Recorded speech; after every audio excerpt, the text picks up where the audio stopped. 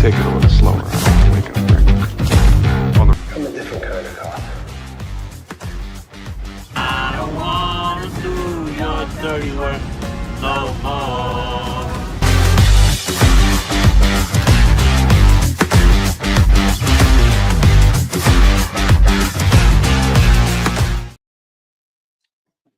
Back. This and 2 more episodes, and then we're done. We're done. It's been a wild ride. Have some overall hot takes on the overall shows. I can't wait to get to the season recap so far, unless something drastically changes. I got some hot takes to say. But we are nearing the end.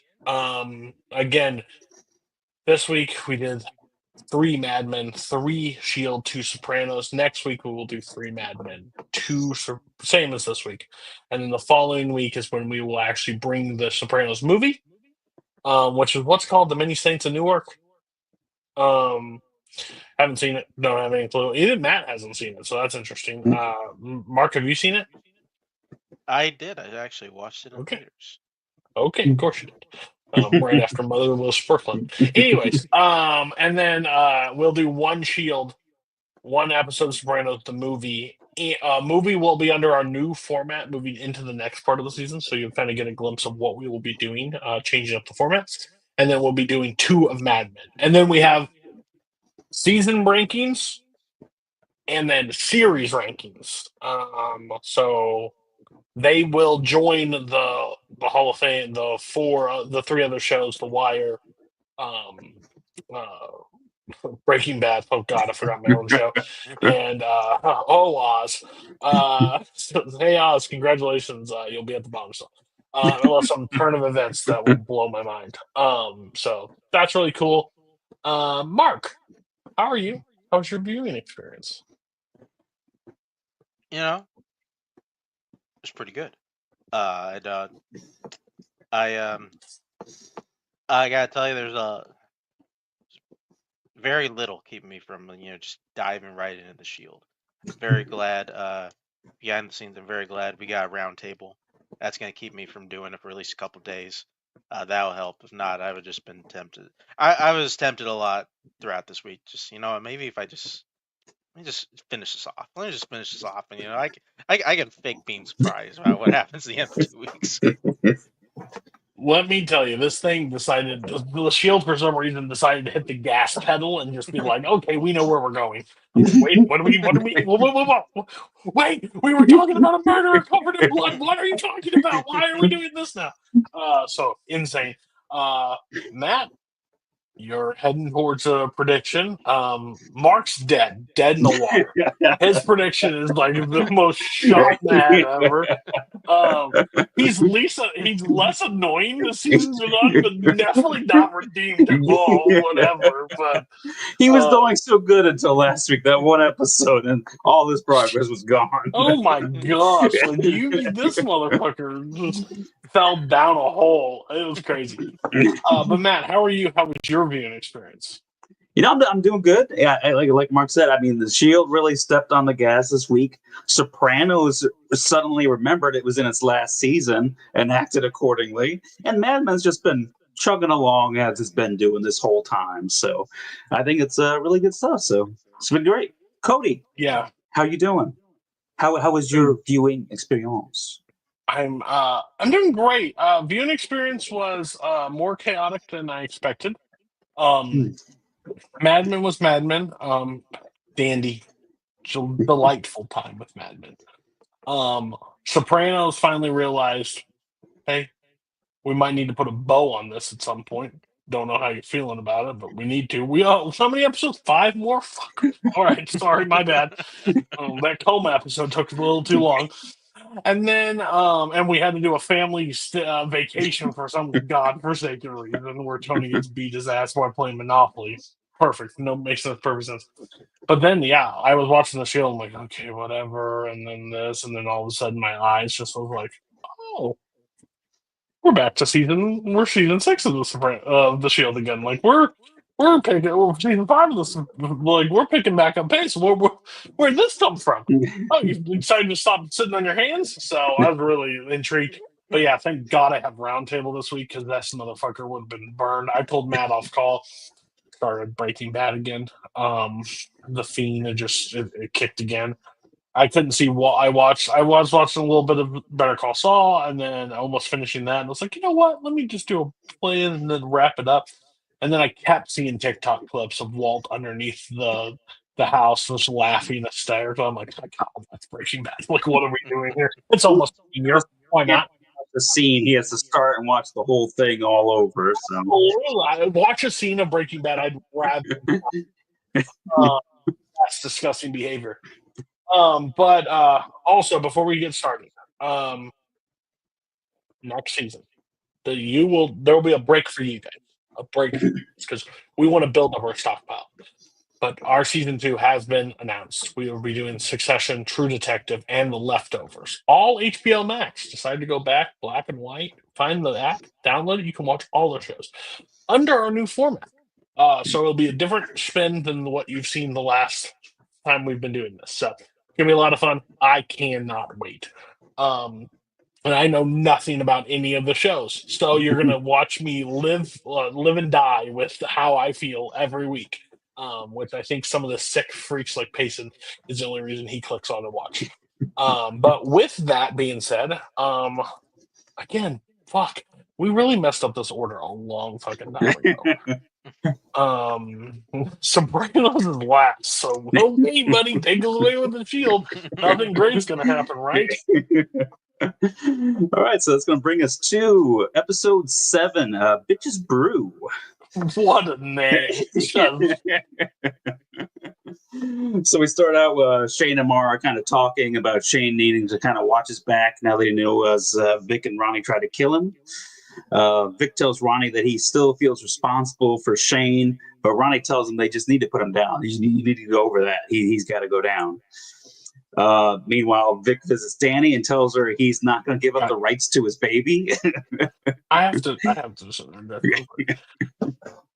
This thing was flipped on a dime. I know that Shane believed, and he was not wrong, that he was set up to die. That's perfectly understandable. I agree. Bad guys in that situation, are bad.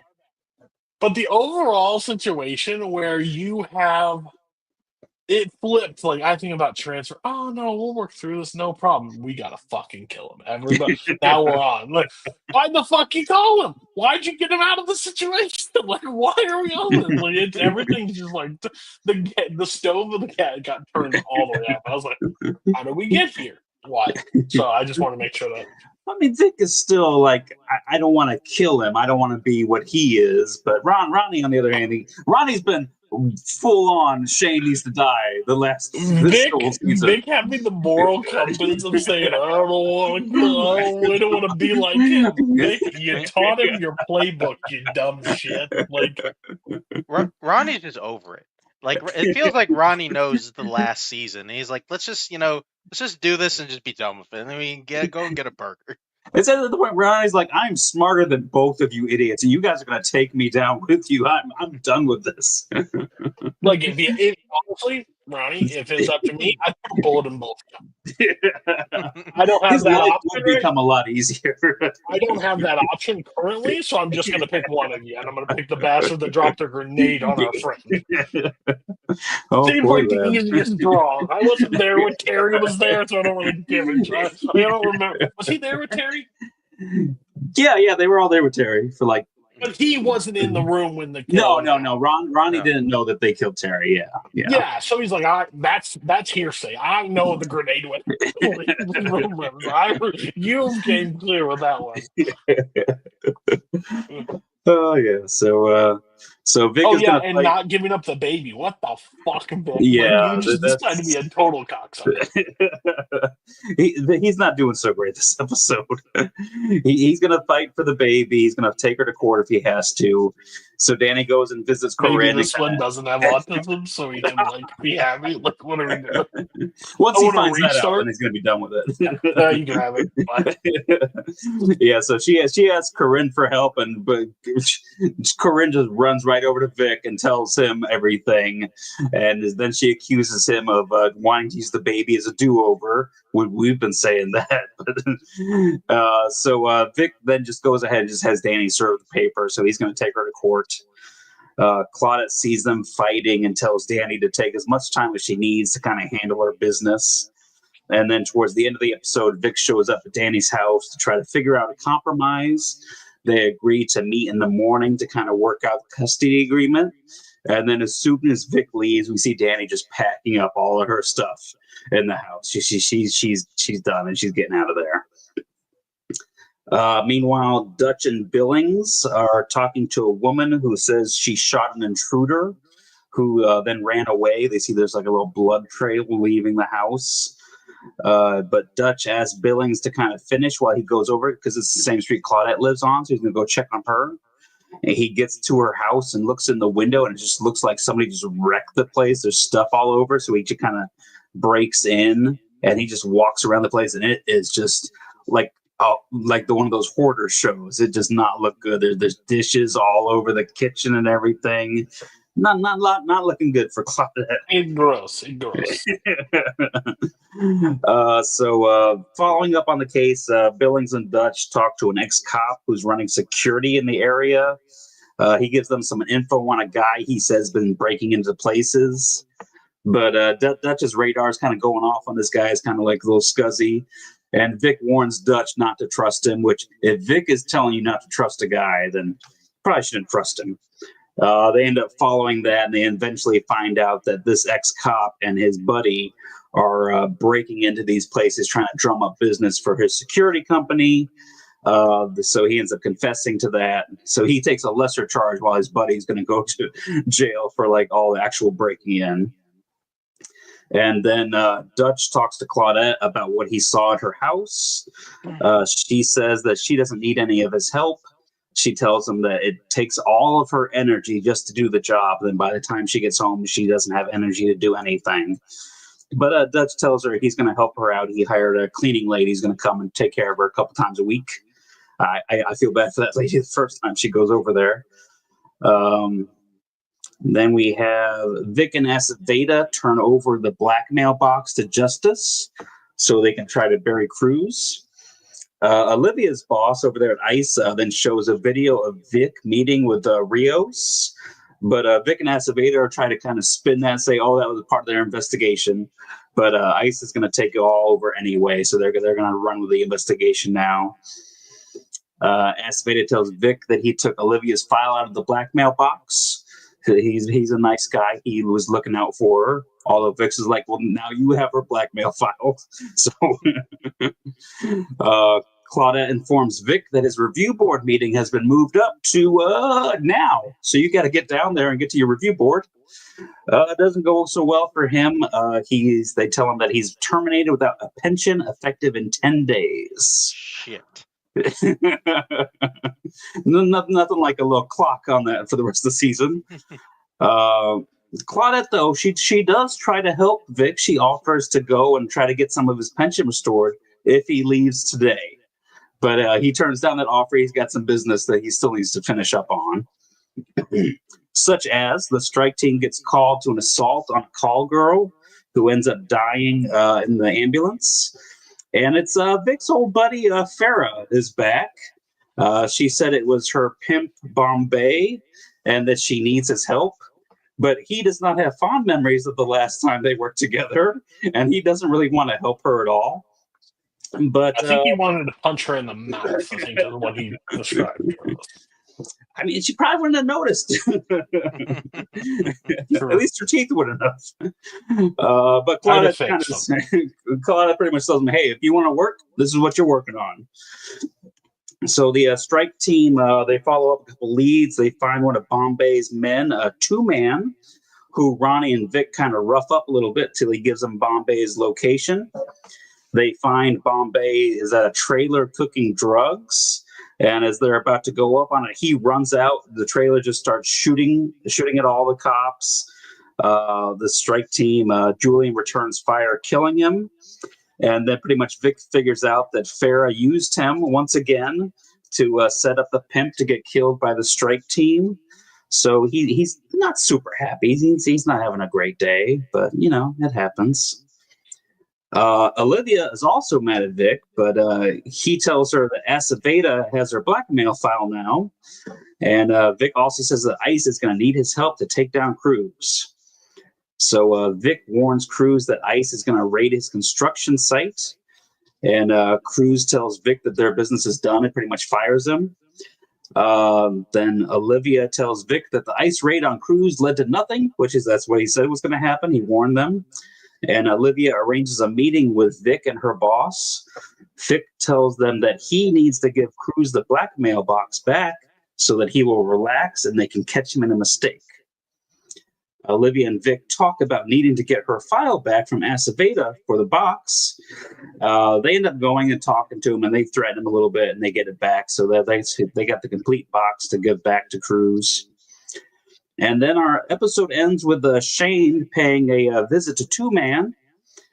Shane tells him that he has a witness that can put him away for murdering a prostitute. But Shane's like, maybe it doesn't have to go that way. Shane offers to make it all go away in exchange for killing someone else. And kind of hints it's going to be one of the cops that roughed him up a little bit. And that's how our episode ends. Yeah. Finally, the show remembered what the show needed to do and conclude the season. Because I'm gonna be honest, the first 6 episodes that went by, I was like, Matt's a fucking idiot. Matt has no fucking clue what he's talking about. Good thing he didn't say Ozymandias, but he said the final 2 episodes of Breaking Bad. I'm like, good thing, buddy. I don't know if he'll ever reach that. We'll see. Time will tell. But that's my favorite show of all time, so I'm biased, so who knows. But finally, we're back to where we need to be. Vic, Shane, at each other's throats, building towards that thing. Claudette and Dutch back together, dealing with the problems of breaking in their thing. Is this the episode where he discloses going into her house? Yeah. And gets her a cleaning lady and does the thing of I get that, but let me help you. And I'll pay because I need to make sure it's getting done. It's just a guarantee. Is she legal? But it's is she legal? And I'm telling you, there might not be a better actress. I haven't seen who plays Claudette in a lot of things, off the top of my head. And even if I did, probably wouldn't remember. But her little speeches that she gives, she's I give it all here and I be tired. And I'm what a speech. Overall great, good episode. The next 2 episodes are better, so we're trending towards a good direction. It's basically the Barn used all those relationships over the years to now their story. You can see the tie coming together to the bow, so it works. Finally, I didn't think it was getting there. I don't know. I mean, I was definitely liking the progression. We're definitely moving forward. We're definitely doing this. We're not doing this. This many episodes in between you and I that you always have to just disagree to just disagree. You did not like the first 6 episodes comparable. There's no way. I definitely liked the Armenian storyline. I definitely liked it. I didn't say you hate it, but when they're heading for the season finale, they didn't feel like that, correct? Yeah. Oh, fuck off. You're irrational. I don't know. I don't think I can. I don't think I can do it. The bald pawn stores guy. I don't think I could do that. Yeah, hey, agree with Cody. Best I can do is disagree and hate the entire episode. Oh gosh. Yeah, no, this thing, it just kind of at least several parts of this just kind of accelerated the story for sure. Like the moment we got to like, oh, Vic has 10 days of being a cop left. Like, okay, then like I think it was neat just in general to see the show and see how everything we've seen for the past couple seasons has been like a matter of months, and now we got what 6 episodes left, and that is probably going to take place over like basically a week. Like it's not going to be super long, and that adds an interesting element into it. All the stuff with the box and kind of Vic working with ice is super interesting. Like that is got me really interested to see how all that stuff gets wrapped up. And just kind of like on a lesser note, she's kind of like the fourth or fifth story, but I'm just really curious where it's going to end up because it doesn't feel like it's going to end up good. I'm very curious how Claudette's story is going to wrap up. It doesn't. It feels like we're very much heading to a having to retire in disgrace type path for Claudette, which is not what I would want. It's not what I What, for want. dirty dishes? I mean, it feels like she's been undermined throughout this season. So it feels like, it feels like we're heading to the point where they're going to use her illness to make her retire, kind of like what they're doing with Vic. Like, it just feels like that's where we're going, which is sad. It's like Claudette doesn't deserve that at all, but it feels like that's where we're going.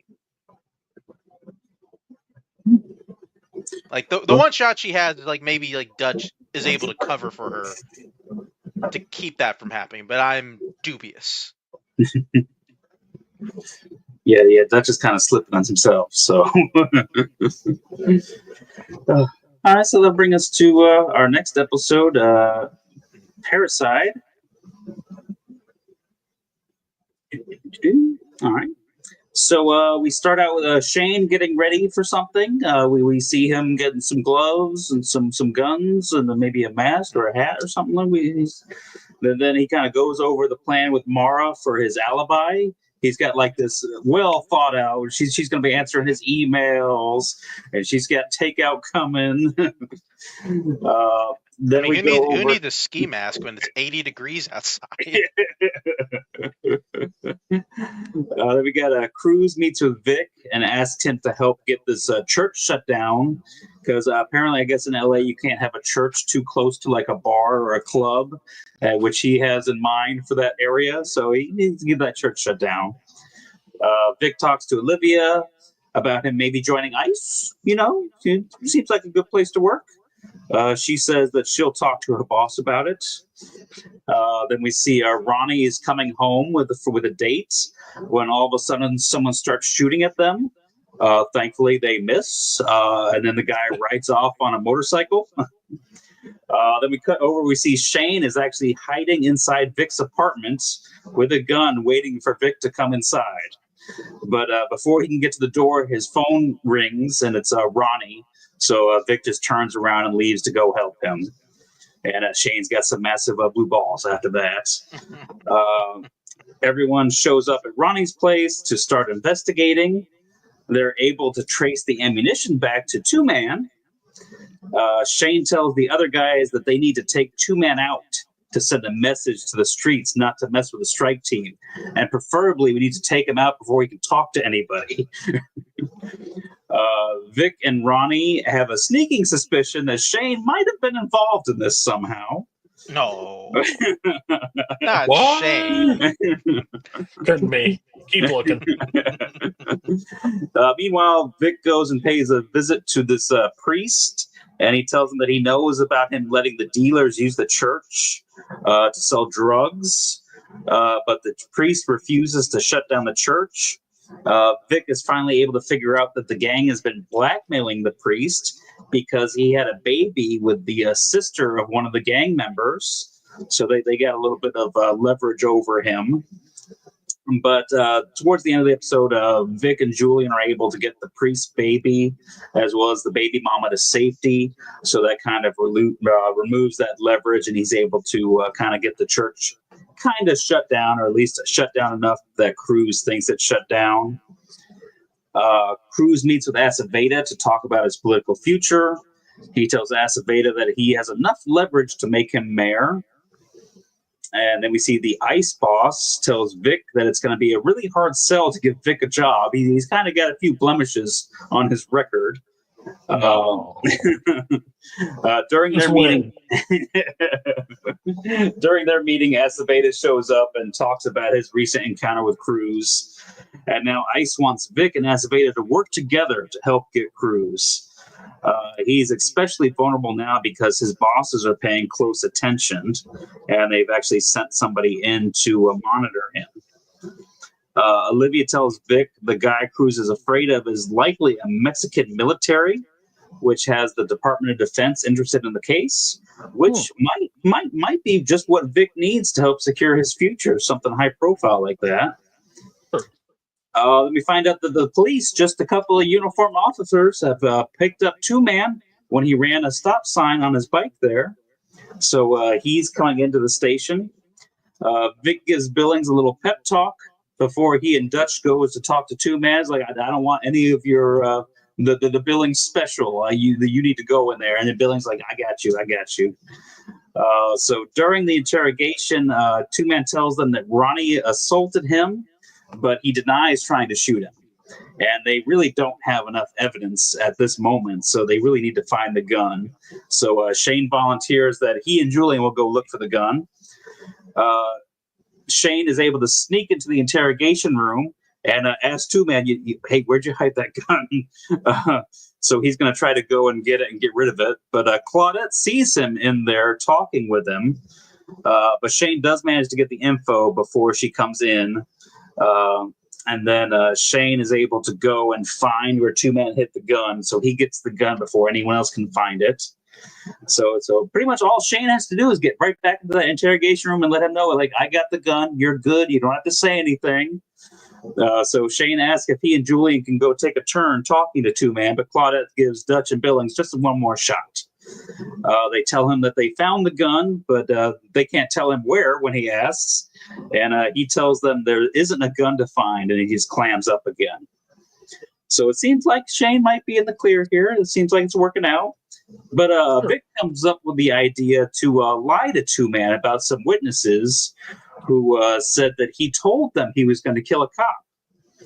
So Dutch goes in there and tells him this. The guy denies it, but he's clearly shaken. He's kind of, his resolve is kind of falling apart.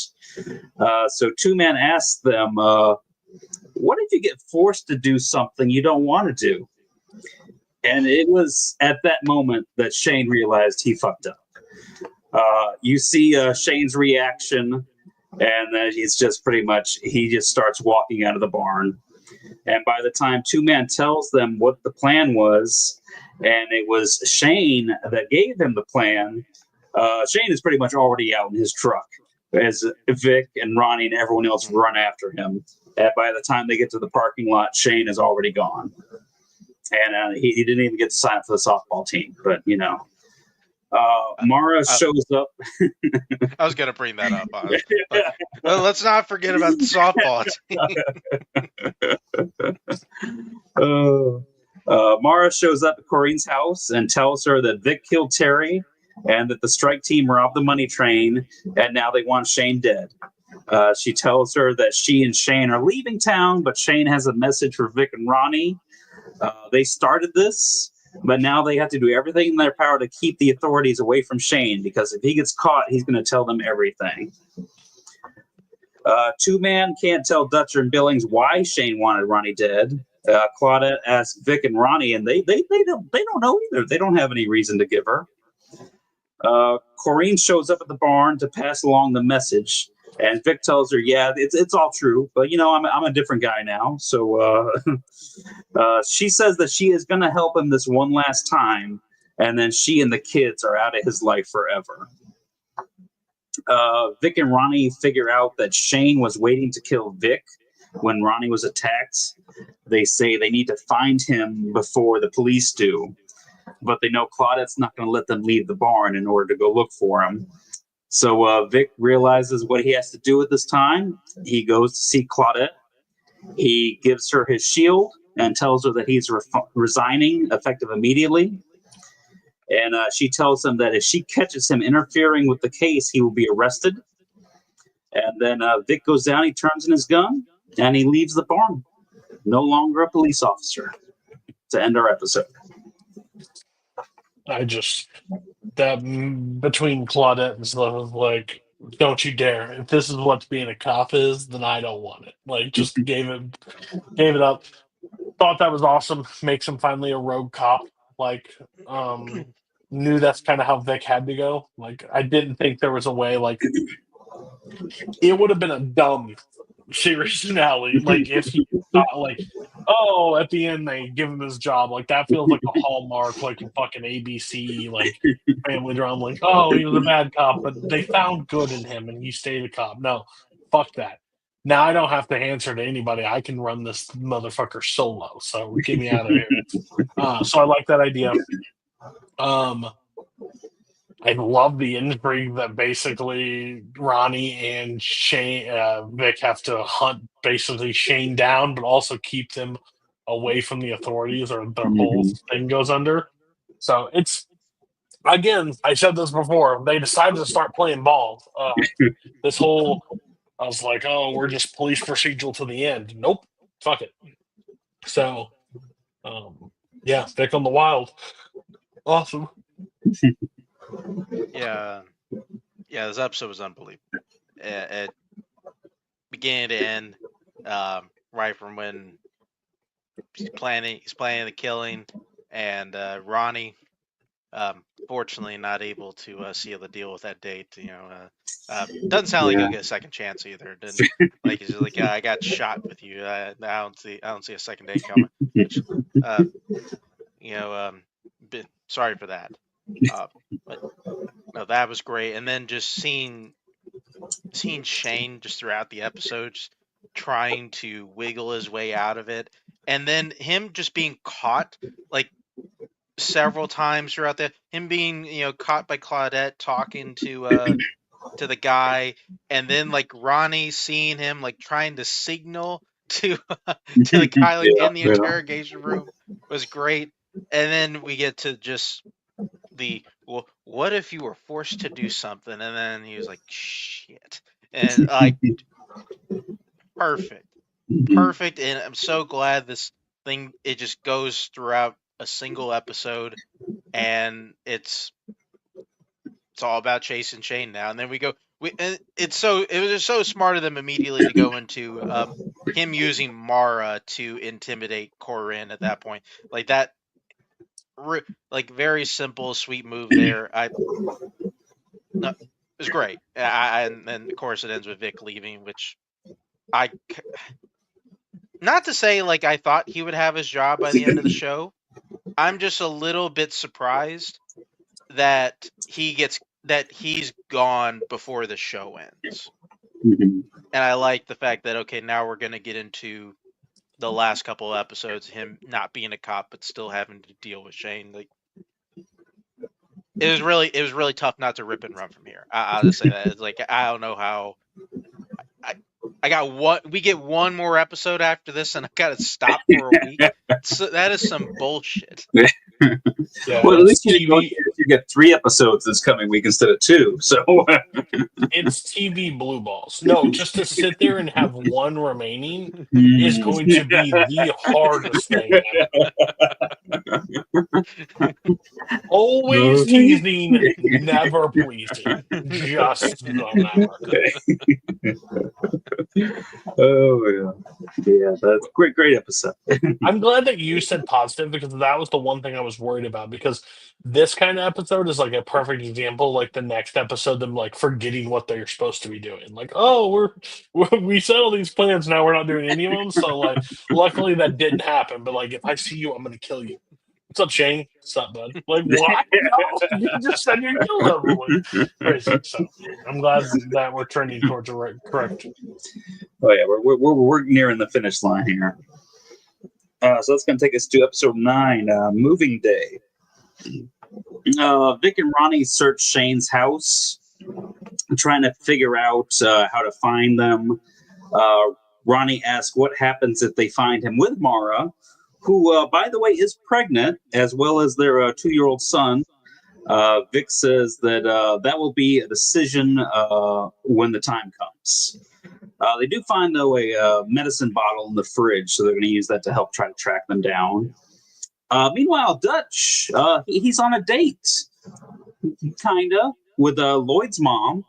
But he is mostly talking about Lloyd and Lloyd's dad and that sort of stuff. And she's a little bit more interested in kind of the Dutch man and him being hungry like the wolf. But Dutch kind of puts the kibosh on that. He's like, maybe this isn't the time and the place. Later, Lloyd's mom comes to the barn to yell at Dutch because Lloyd told her that Dutch was harassing him, and she tells him to stay away from them. Claudette tells Ronnie that she is dismantling the strike team and that he can transfer if he doesn't like it. And poor Julian has to go back to being a uniformed officer. Corinne and Vic wait for the phone call. She tells Mara that they are holding off on releasing the info to the press. And Vic and Shane exchange some threats. And Shane says that he will call back later. Vic is able to find the aliases that Shane and Mara are using. And with that and the information about the medicine, he's able to find out where they filled Jackson's prescription. Vic tells Ronnie that they have to take Mara out too, because at that point she knows too much, and if she ends up getting caught, it's pretty much the same thing as if Shane gets caught and tells him everything. Vic tracks down the motel that Shane and Mara were staying at, and he goes to kick in the door, but they're already gone. They had to take Jackson to the hospital. Ronnie tells Vic that they were sighted at the hospital. He also tells Vic about their new car. Meanwhile, Billings' ex-wife and daughter pay him a visit because they're worried that a sex offender has moved into their neighborhood.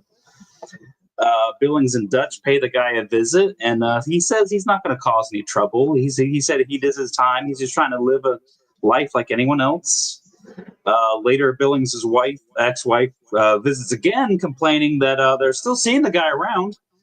You haven't really done anything. So Billings tells Dutch that he needs him to help, like he helped Dutch with Lloyd, but Dutch still says no. And then later we see Dutch and Billings show up at the sex offender's home as he's getting arrested. The detective on the scene said that they found a bunch of child pornography in his home.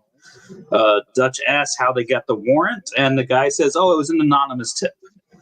So Billings' family is happy, but Dutch accuses Billings of getting the guy arrested unjustly, and Billings pretty much tells him, nah.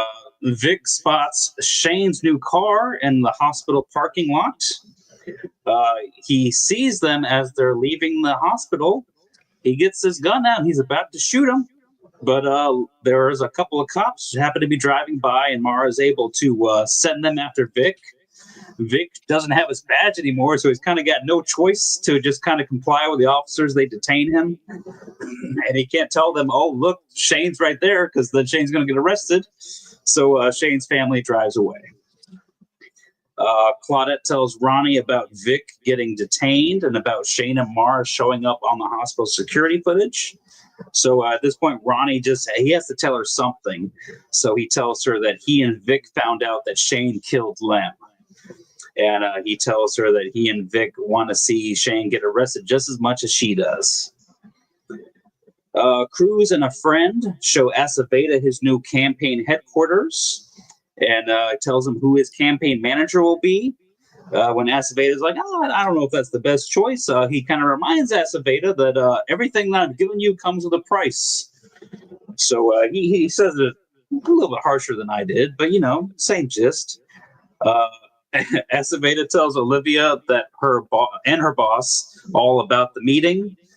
They show him some pictures, and he's able to identify Cruz's associate as Guillermo Beltran, who is a major player on the DOD's watch list. I guess he was like some higher up in the Mexican military or something like that, and now he's working with the cartel. Aceveda tells Olivia that he's going to want credit when they take the guy down. So now all of a sudden that he's going to be a big story. He's all in on it. Vic visits Olivia and she gives him the intel on Beltran. He tells her that he will help, but they need to formalize his assistance by giving him a job. Lloyd's mom comes to see Dutch. She tells him that Lloyd was mean to her and that said that Dutch ruined her for him. So he asks her to help him bring Lloyd in, but she says that she can't and she leaves.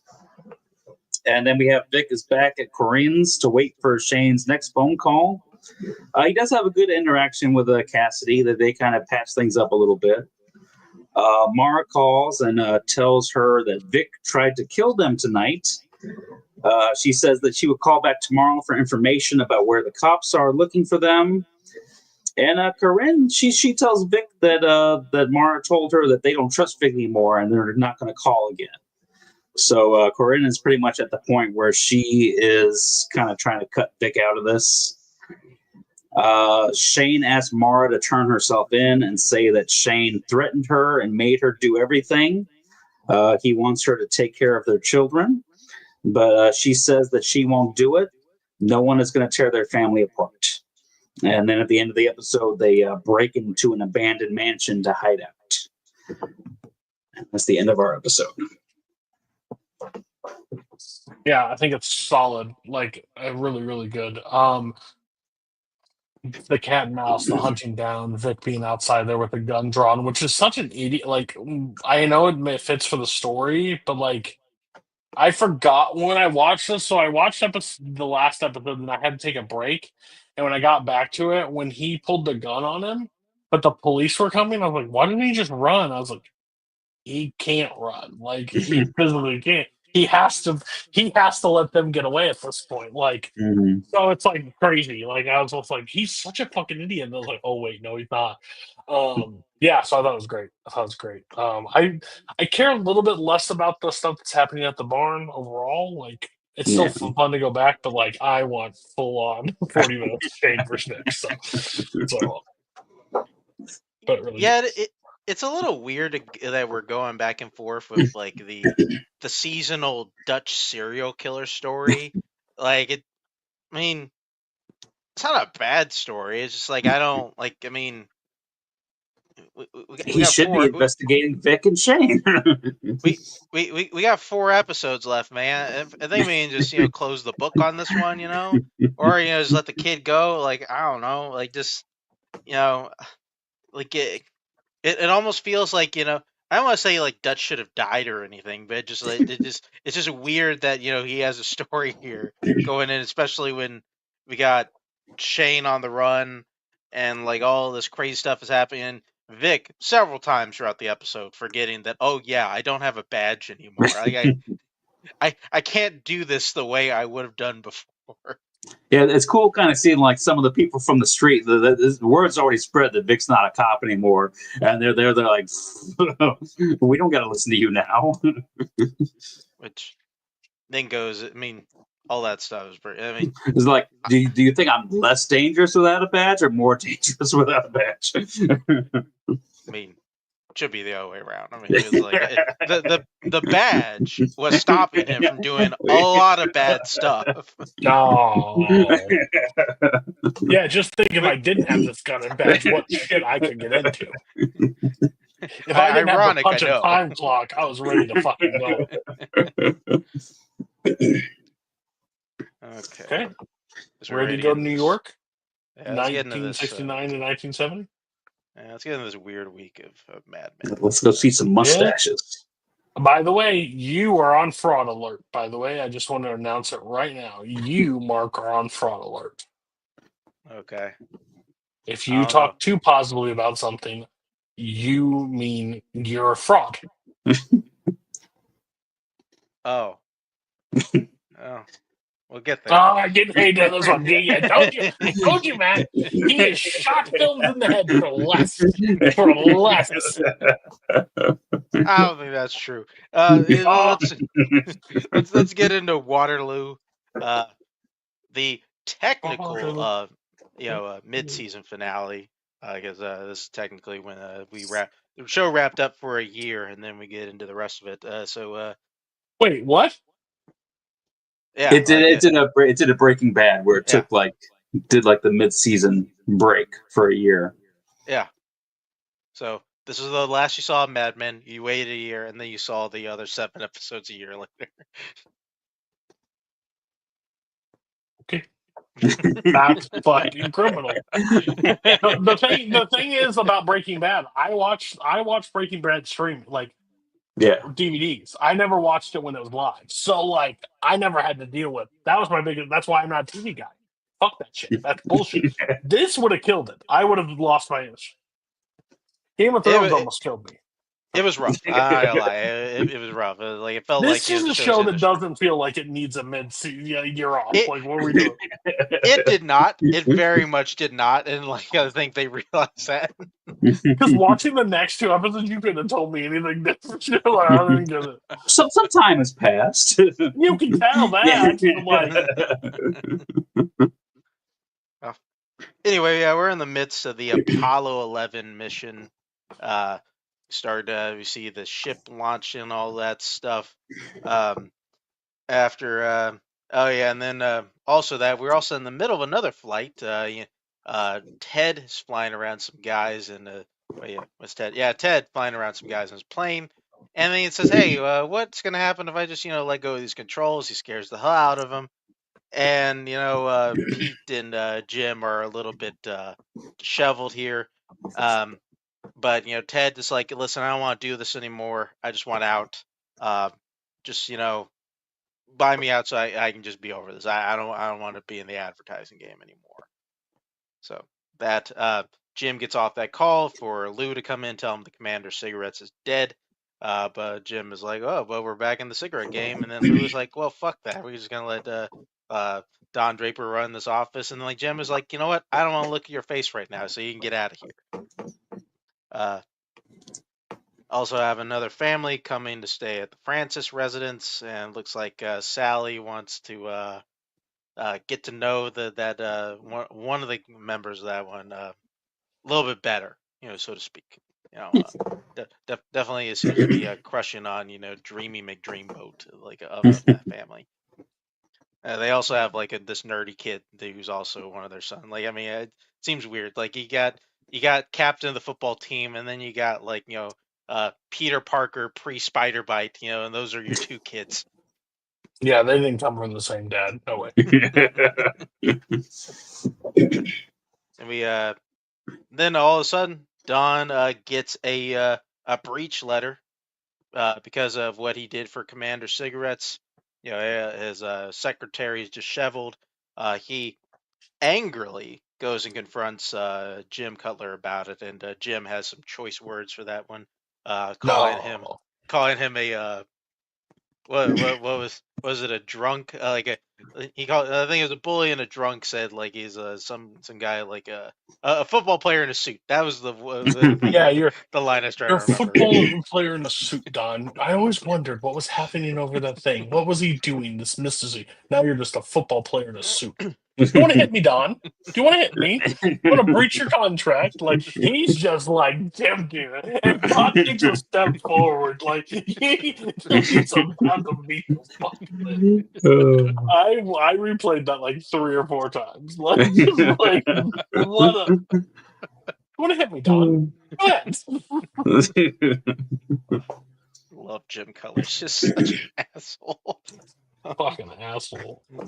So we get into that, and then Don gets everybody around for an impromptu partners meeting, since he's pretty much saying "Oh yeah, what the hell is this?" And half the people are there, or or everybody there, they have no idea what the hell is going on. Most people are upset except for Joan. Joan's not really upset. She's like, "Oh, the fuck, I don't care." I'd be better if he was out here anyway. He's I'm cost us tired so of him much costing money. They have the small vote there. Turns out, Don still has the votes for him to stick around. What a line! Who's in favor? Motion denied, and walks away. It's just like, yeah, get him done. I don't know. I think Pete has the better line in that one where he goes to Jim and says, "That's a very sensitive piece of horse flesh." Like, Jesus Christ, Pete. Pete knows what Don is good for. No, so good. So that so yeah, for Don seems to be safe for now. We then see Peggy has kind of a cumulative moment with the boy from down the hall in her building where he says he's going to move and he's all sad, and then Peggy has one of those kind of motherly moments there that we see there for a bit, very sad. Then see Don calls Megan about the possibility of him being fired, and Don is like, I don't know, if I'm fired, maybe I can go over there, and Megan's like, yeah, I'd rather not, you know. You think you got, like, we got a good amount of space over here. I think we're good, and they more or less agree to verbally separate at that point. Um, the Burger Chef crew is now heading over to Indiana. Did I skip over that? Yes, I did. I just Maybe. forgot to say that the burger. We all knew they got the Burger Chef meeting coming up, so it doesn't really matter. They're going over to Indiana, and while they're in Indiana, the moon landing is happening. And everybody is, just in awe of the moon landing. Everybody's watching. They can't believe what they're seeing. And including Bert Cooper, which unfortunately that was the last thing he ever saw, because Roger would then get a call as the moon landing is unfolding that Bert Cooper did die that day. So Bert Cooper no longer with us. And At least you got to watch the moon landing. Got to watch the moon landing. Unfortunately, immediately after, while they are still kind of figuring out, hey, what are we going to say when everybody comes into work? Jim is like, well, I guess we can say something, and then, we can get Don out of here. And then Roger's like, the fuck are you talking about? Like, The body's not cold yet. What the? No, I also thought it was funny. You know why Bert died, right? Because he was yelling at his fucking wife to turn off the fucking thing, and she wouldn't listen. His heart rate got elevated. Women are the death of you. I thought you just start talking about Napoleon, and then Roger said that. Yeah, but oh my god, just going, well, yeah, we'll tell him the sad news he passed, and we'll get Don out. Like, wild timing. So it does seem like Don may be gone. Also, Harry will be partner, but nobody gives a fuck about that guy, so it doesn't really matter. Well, has he signed the letter yet? We then get over. Oh yeah, it was a kind of fun moment. Sally goes outside to look at the stars, and she ends up kissing the nerdy dude for some reason. I don't know why she did that, but cool. Have you ever seen a planet? Fucking sweet. I mean, I thought that was kind of like a reveal where she kind of had like the crush on the nerdy dude the whole time. We just assumed that she had the crush on like the jock guy. Also, you have to remember who her father is. It's all about proximity, and he was the closest one. There was no witnesses. If the football guy was doing shovel drills out there, he would have got it. Wasn't in the right area. I think Cody won that argument, man. Anyway, Roger does call Don, tells him about Bert and what Jim plans to do. And then after Don hears that, he's like, you know what? If I win this count for us, it's going to mean nothing. I'll be gone. But if Peggy does it, Peggy will have earned the business, and Peggy will have something even after I go. So he goes over to Peggy, tells her, hey, let's practice this. Let's get you going. Peggy's like, I don't know if I can do it.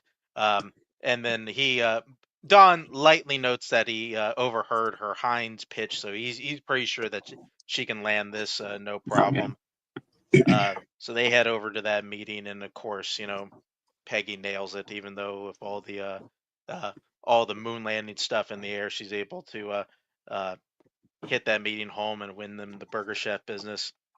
Roger, in the middle of that, had a meeting with Jim Hobart, and in a last ditch effort, he says, like, especially since McCann kind of threw that in there, he's like, you know what? Let me just throw in this thing to McCann. What if they were to buy us? Because they have to be worried about losing Buick at this point, since that was kind of what Chevy was kind of throwing out there, at least as far as the tryout was going out. Maybe Buick's going to jump over, and Bob is now working for Buick, so we may have an in there. Like Hobart is interested in that. He knows he's been trying to get a bunch of these guys for a little while. He kind of makes it clear that he'd be willing to buy the whole company, but Don and Ted have to be on the table. And Roger's like, I don't know if I can bring Ted in. And then Jim is like, I don't think we have a deal then. So Roger then goes and go over to Don, tell them, hey, we got to bring Ted into the deal, or else Jim's just gonna strip the company until it's just Harry and the computer. So we got to figure something out. Then goes into the partners meeting where Jim Cutler is in there saying, well, like, guess we can now finalize Harry partnership. And then Roger's like, well, hold on a second. We go over to McCann. Turns out they want to buy us.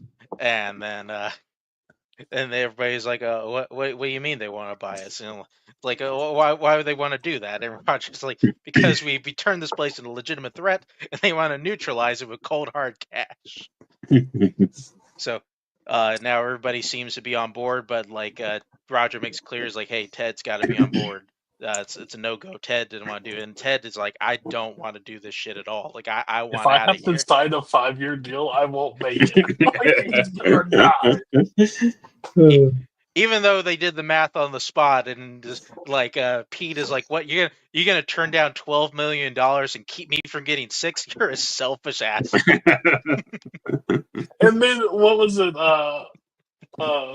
Jim or whatever, something. Just like, oh, you would. Like, even Jane that was on their side is like, oh, you, good job. Like, and she's at like one, and one of the whole Pete's such a dick when he's like, that's 1.5 million for you, Jane, and I got 10%.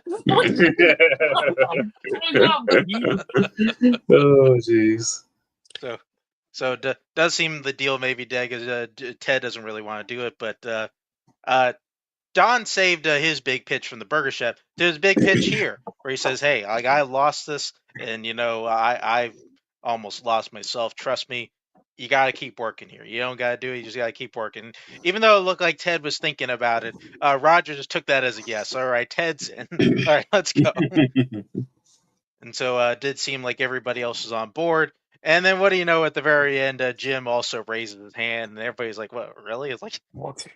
Jim, the immortal line, it's a lot of money. Yeah, there's a lot of money. I'm fucking love me.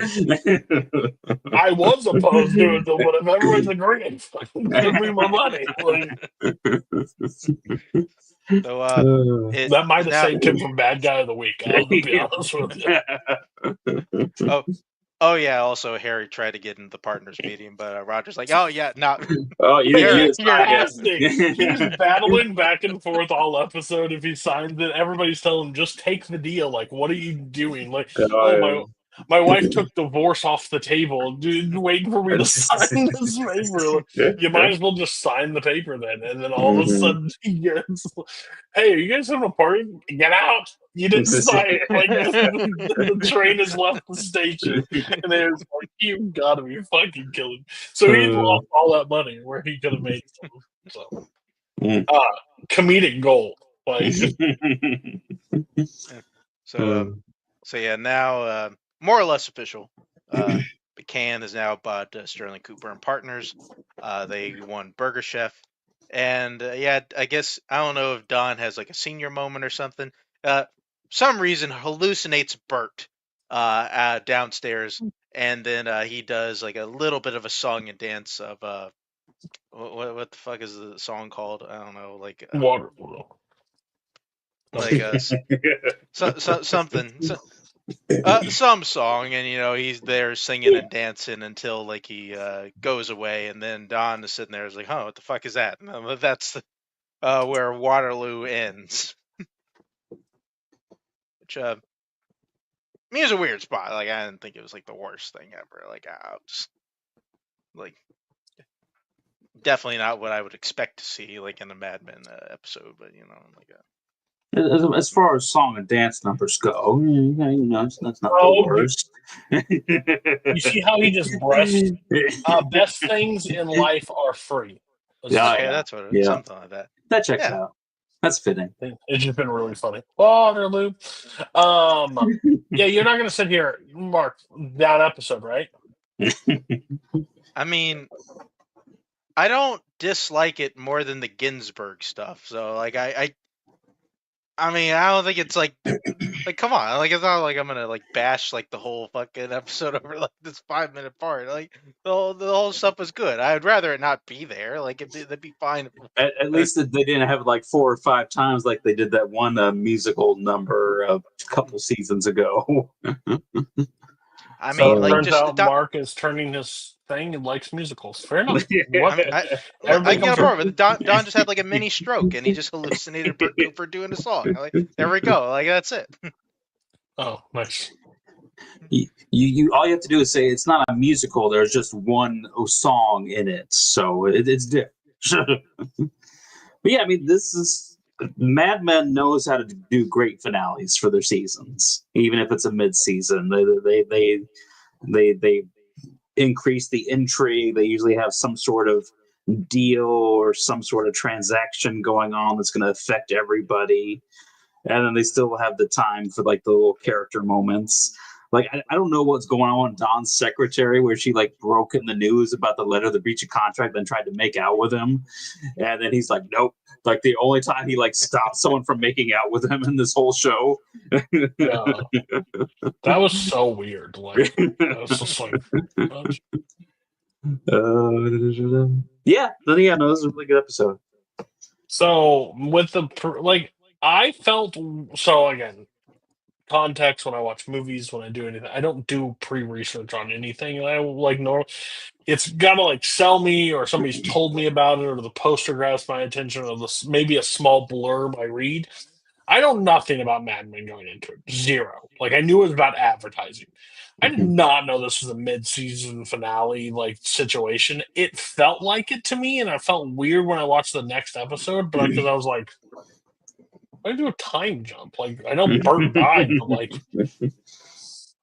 okay, sure, whatever. But overall, really good episode. Just this is I think Mad Men is at its absolute best when the tension between characters are high and they balance with comedic moments. And they were able to like fit perfectly in that. This is like one of my favorite episodes of Mad Men. Like, because I don't like every season. I don't expect them to reinvent the wheel or do anything crazy or anything like super cutting edge at this point.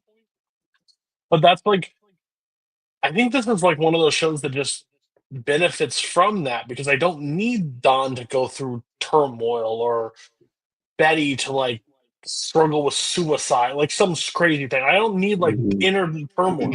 Their turmoil is working together in this ad agency and the hijinks that overall happen.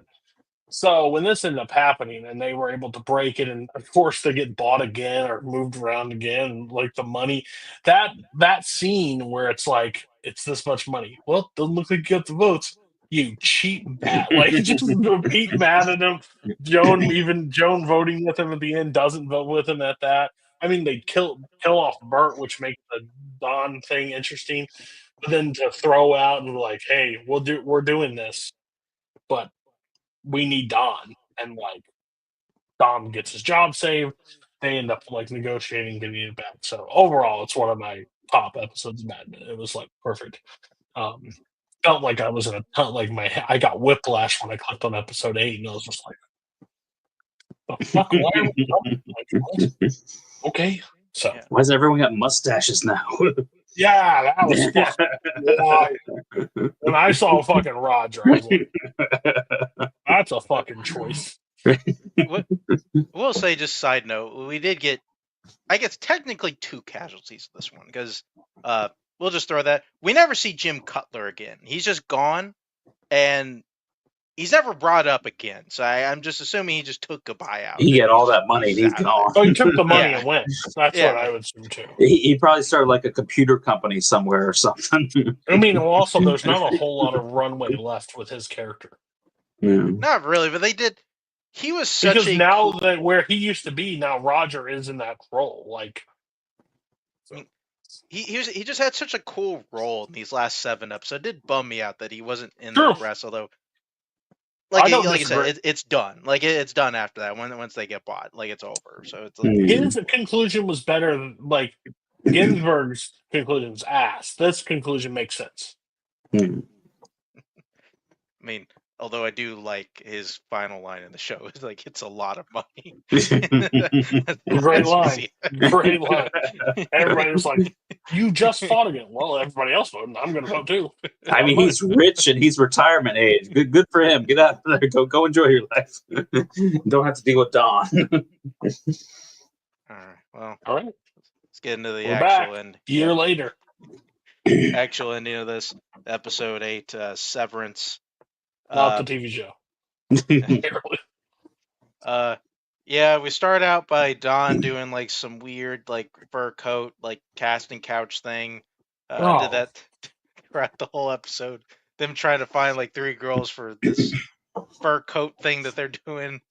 So I'm telling you, going from that last episode to this, I was just like, what are we doing? Like, I thought I was creeped out. I got Weinstein vibes. I was just like, oh, we're doing casting couch. He's accepted a porn gig. Like, I don't know what this is, but I'm out. Like, I was so weirded out. It's just so weird. Like he's having this very sensual conversation with this person, and then we realize there's 4 other dudes in the room. Yeah, What's going on? like a fucking cuck.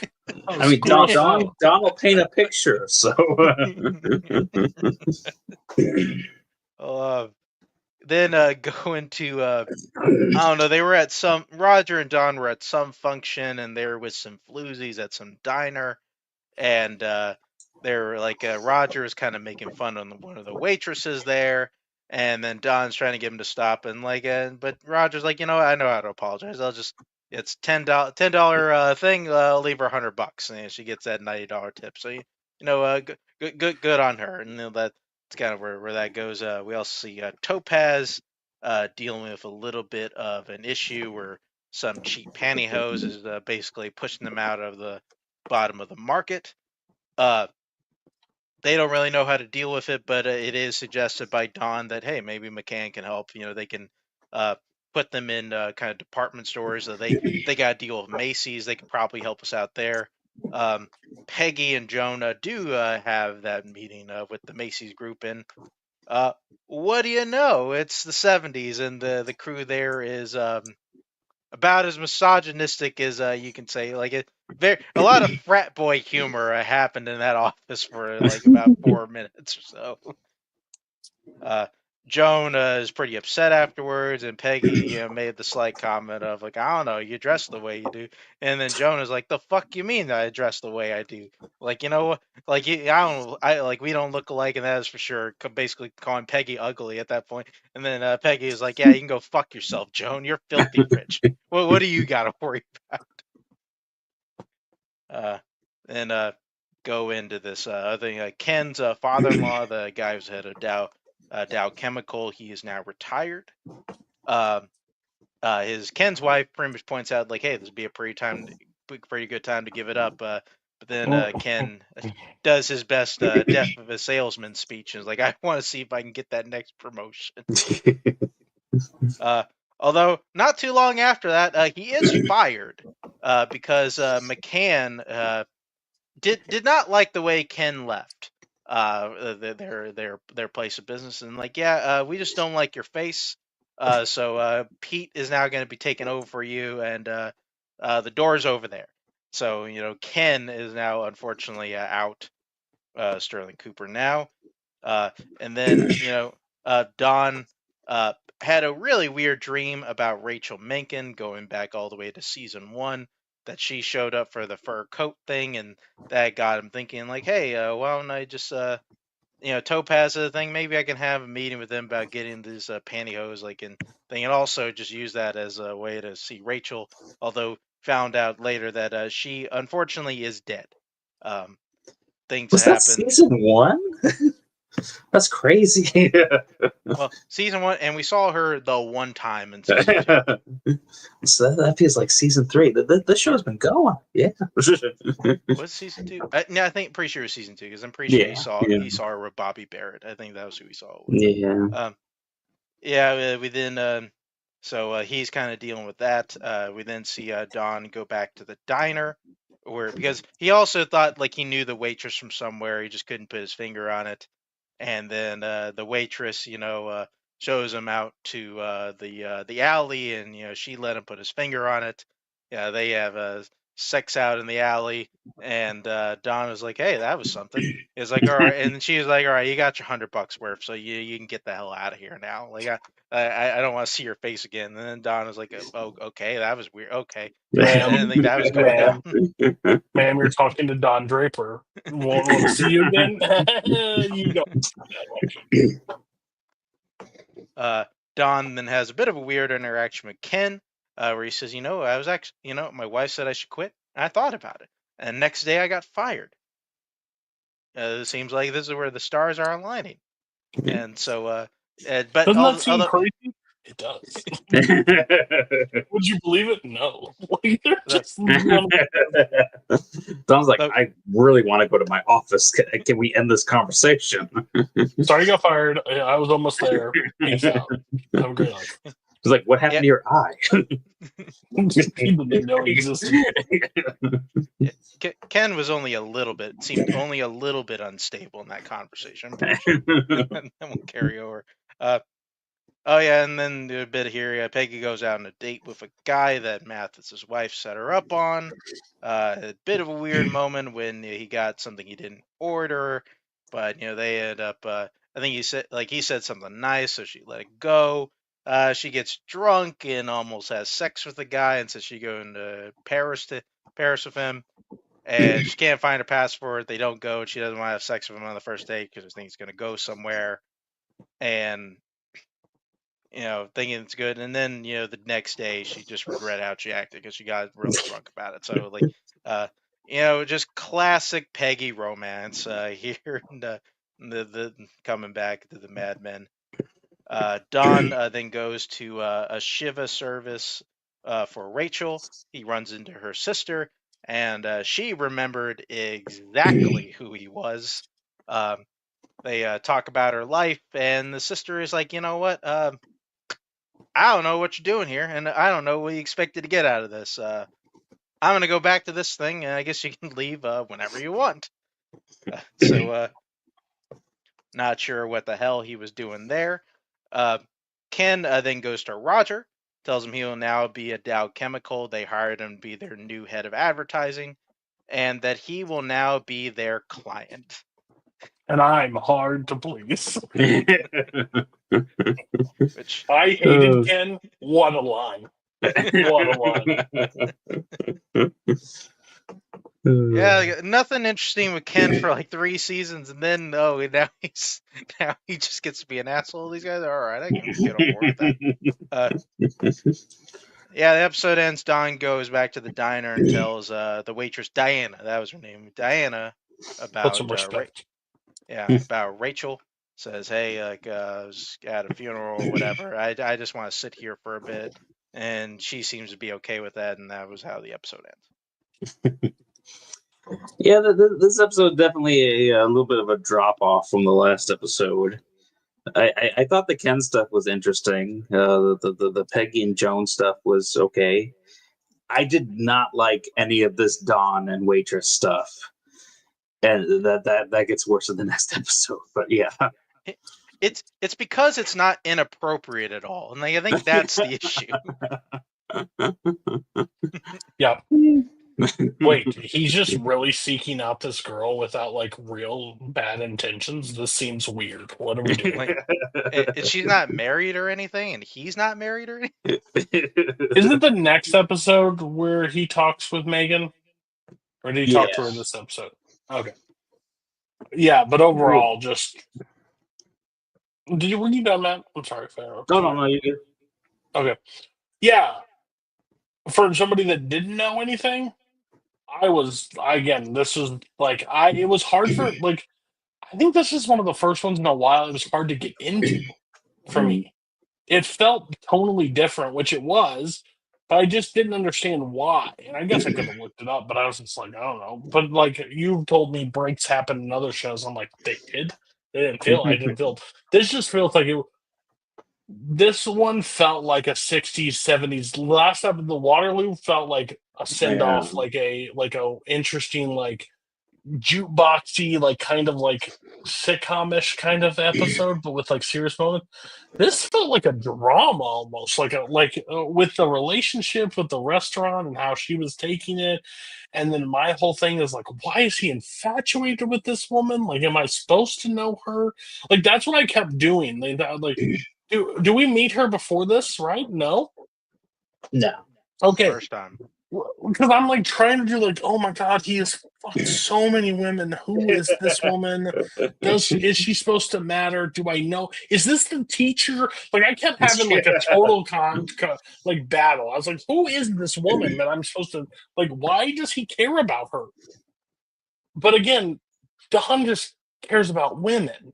So like he can fall really fast for whoever. Like look how he did with Megan. So it was weird. I loved the Ken stuff, and I've been a very like Ken hater the entire season. But like show, I didn't. I think Ken's like one of the most useless characters that's ever been in a show ever. Like he's there for like situational, like oh, like here it is. Like we're gonna bring like Billings and fucking the Shield. Like oh, let's just bring him in to make him be a dumbass or make him do something that's like he doesn't have a storyline.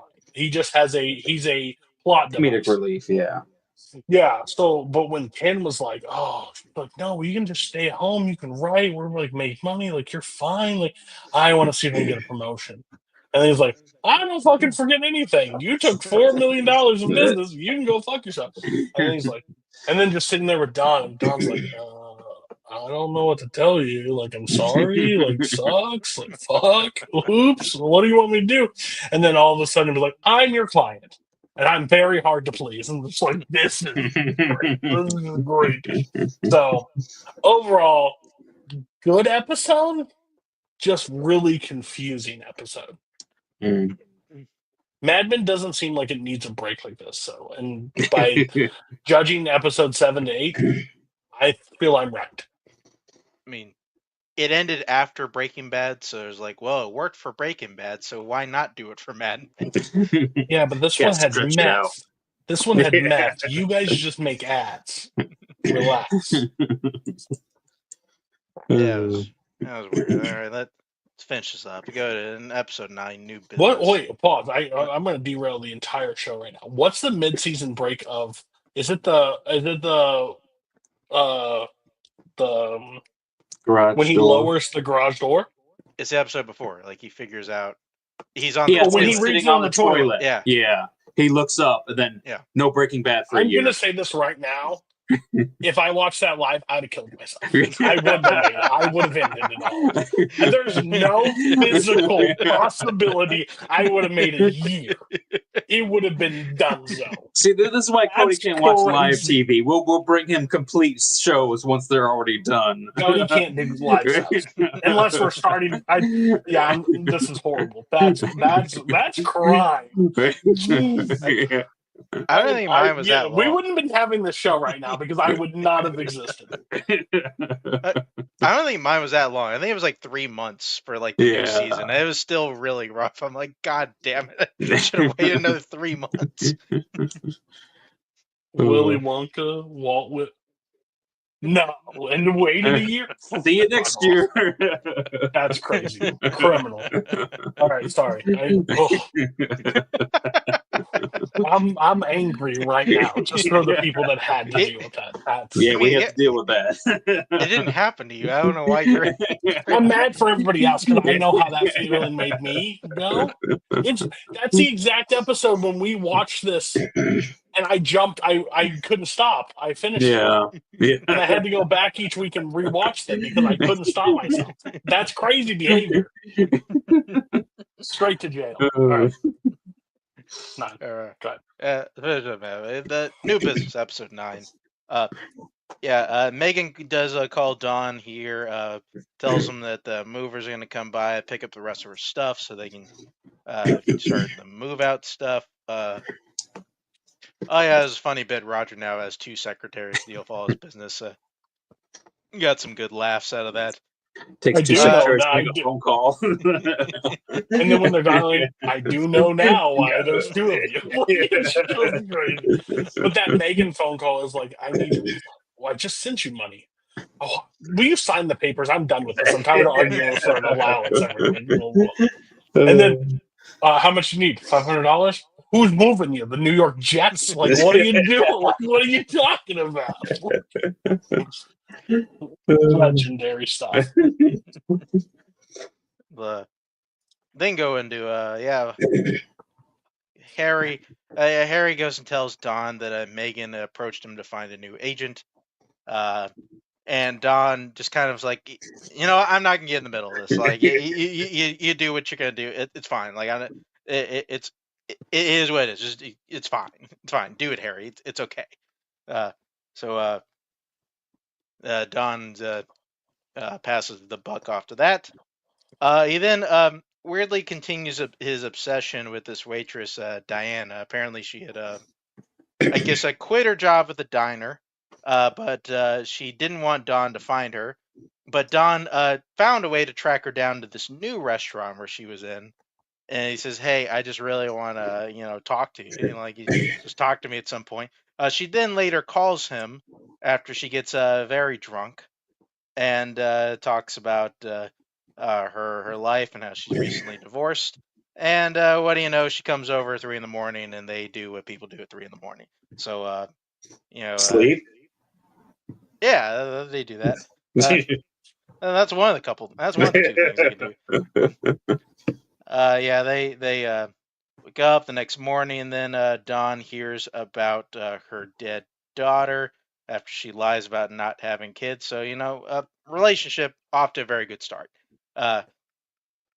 Peggy. I'm just gonna get through this whole dumb storyline. Peggy introduces Stan to a commercial director named Pima. I guess Stan feels like he's like intimidated by her just creatively.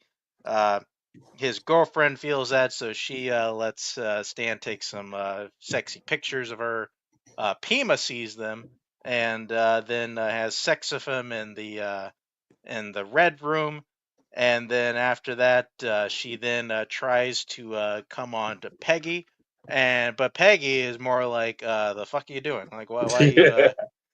She should have gone with This is a place of business. Like, what is this shit?" And then Stanley's like, "Hey, that Pima, she's a fun it. gal, right?" And he's like, "Nah, I don't think we're gonna be working for her anymore. She feels like kind of a hustler. So I think we're just done with that." Damn it, Peggy, you ruined everything. Then see Don and Diana are hanging out a lot in the apartment, and what do you know? They run into Arnold and Sylvia, like fun times, right? And then Arnold makes a joke, which is crazy. Arnold, I mean, maybe ignorance is bliss in that way. It's a good thing Arnold just never figured out that Don was just railing his wife for like 8 months, and I mean, he should have figured something out where it was like, oh, me and Don were like best buddies. We talked all the time. Now, he hasn't talked to me in like 8 months. should have figured, and whatever. So, get through that. Oh yeah, and this is mainly for a joke. Pete and Don go on a golf outing with a client, and I see Pete driving, which I think is crazy. That's how far Pete has gone. He's he couldn't get around California, and that's how he got almost stranded in California because he couldn't drive.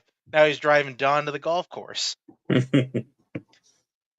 See Megan come over to pick up her stuff with her mom and her sister, but she's got to leave for her lunch to meet up with Harry, so she leaves her mother and her sister to do it. And I guess her mother is a little bit bitter because Megan was only supposed to get some clothes and a couple things of furniture, And she just cleans out the apartment, like just takes everything out of there, leaves Dawn with a phone and the lawn and the patio furniture. And what do you know? The movers like, yeah, you filled the truck. This is some horse shit. You're gonna have to pay us some more money. Uh, Marie is like, all right, I'll figure this out. Tries to call Don, but he's not there. But she says, you know what? I know another guy in the office. Let me call Roger, see what he's up to. Roger then almost forgets the Marie he was talking to, but swiftly remembers, like, oh, yeah, that's right. So he ends up coming to rescue, pays her the money. And then, they end up having sex in the completely empty apartment.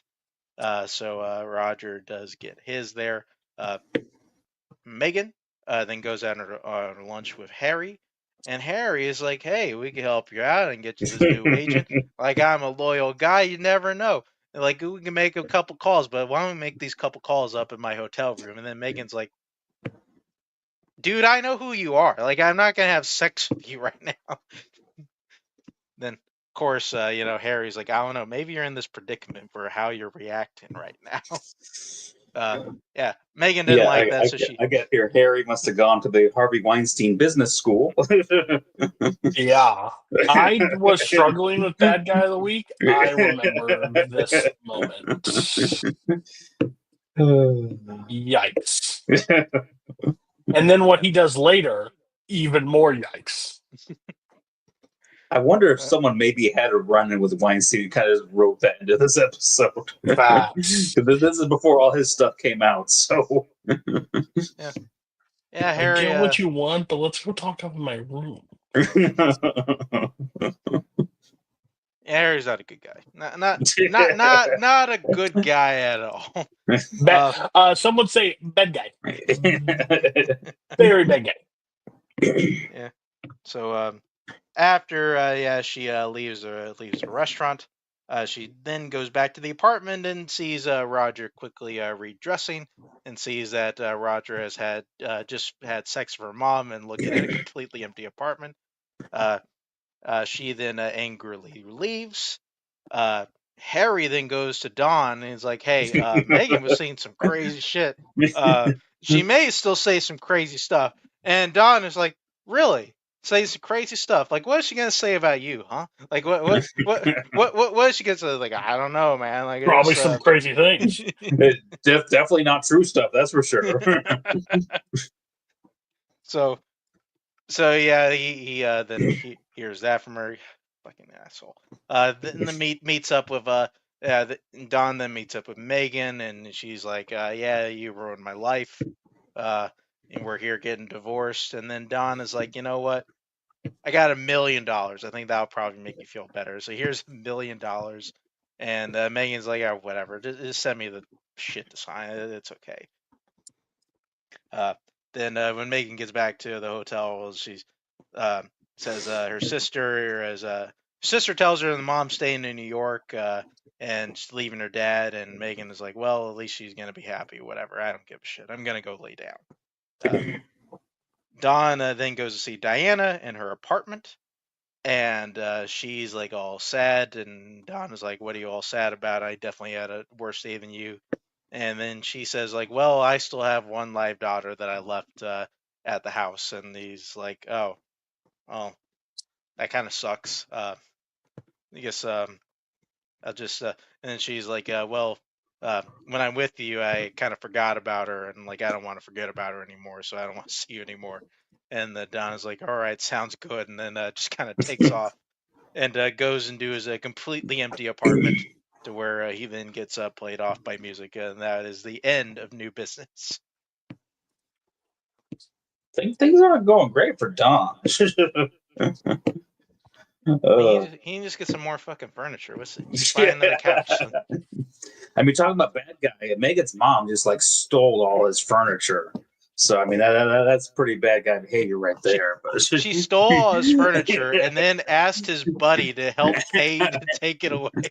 And then cheated on her husband, like right for her children to see. But yeah, I mean, there was some good stuff in this episode. I liked all this stuff with the Megan stuff was good. The Stan stuff, like you said, that was kind of I think it would have been more interesting if like she actually hooked up with Peggy and she was like hooking up with both of them. But that's not Peggy though, so that's not going to work. But yeah, just the waitress stuff. I've never liked the little waitress storyline. I think that's kind of drags this one down a little bit. But it's madman. It's Yeah, good stuff. so melodramatic. Like I am sorry that she's had a bad time. I don't know, but like I'm just meh I mean, her over it. getting away from Dawn is definitely going to help not have worse times. So that's good for her. But like she could stop being a waitress. Like he's at least rich. Like I don't know. It just seemed weird. And just like to think about like the time frame they're in. Like they're in the 70s and they just got millions of dollars. And Don fought over $500. I just want that on the record of like that was probably his like rent for the entire year in the nice place he stays. Like if you think about it back then, like that's crazy to him. Either way, He was a millionaire. He was a millionaire before they sold the company. true. So he just got a whole lot of money, and now he's like $500. What the hell is this bullshit? What are the Jets moving you? What the fuck? Yeah, that's the only side effect of this I just don't care about. I kind of want what's the bearded guy's name that hooked up with the photographer? Stan. I want Stan and Peggy to get together at this point, but they're also like a bro relationship, so I don't know if I want them to get together. But like, it just seems wrong for that situation to happen. Ted being back in the fold seems like that could be I don't know. I don't know where Peggy concludes. But I'm interested. But yeah, these two just felt like we're starting a new season over again, which makes sense. But I didn't approve it. I didn't agree to it, so it shouldn't have happened. That's my thoughts. But overall, it was fine. I don't know why we had to spend 2 episodes with the girl. Like, not trying to be rude. I don't know why we did that. But it's not the worst. Like, believe me, if we had to rank all episodes of all time, buddy, this isn't in like the bottom 20%, like even close, like not even bottom 40. When Mad Men's not as great, it's still Mad Men, so it's fine. Like it's just not where I want the episodes to go. Yeah. Cool. You want to go grab yourself a gun? Yeah. Go to New Jersey, fuck some shit up. See if we can remember some stuff. Good luck. Well, I can definitely tell you one big moment, but we'll get to there in the next episode. But the first episode is man.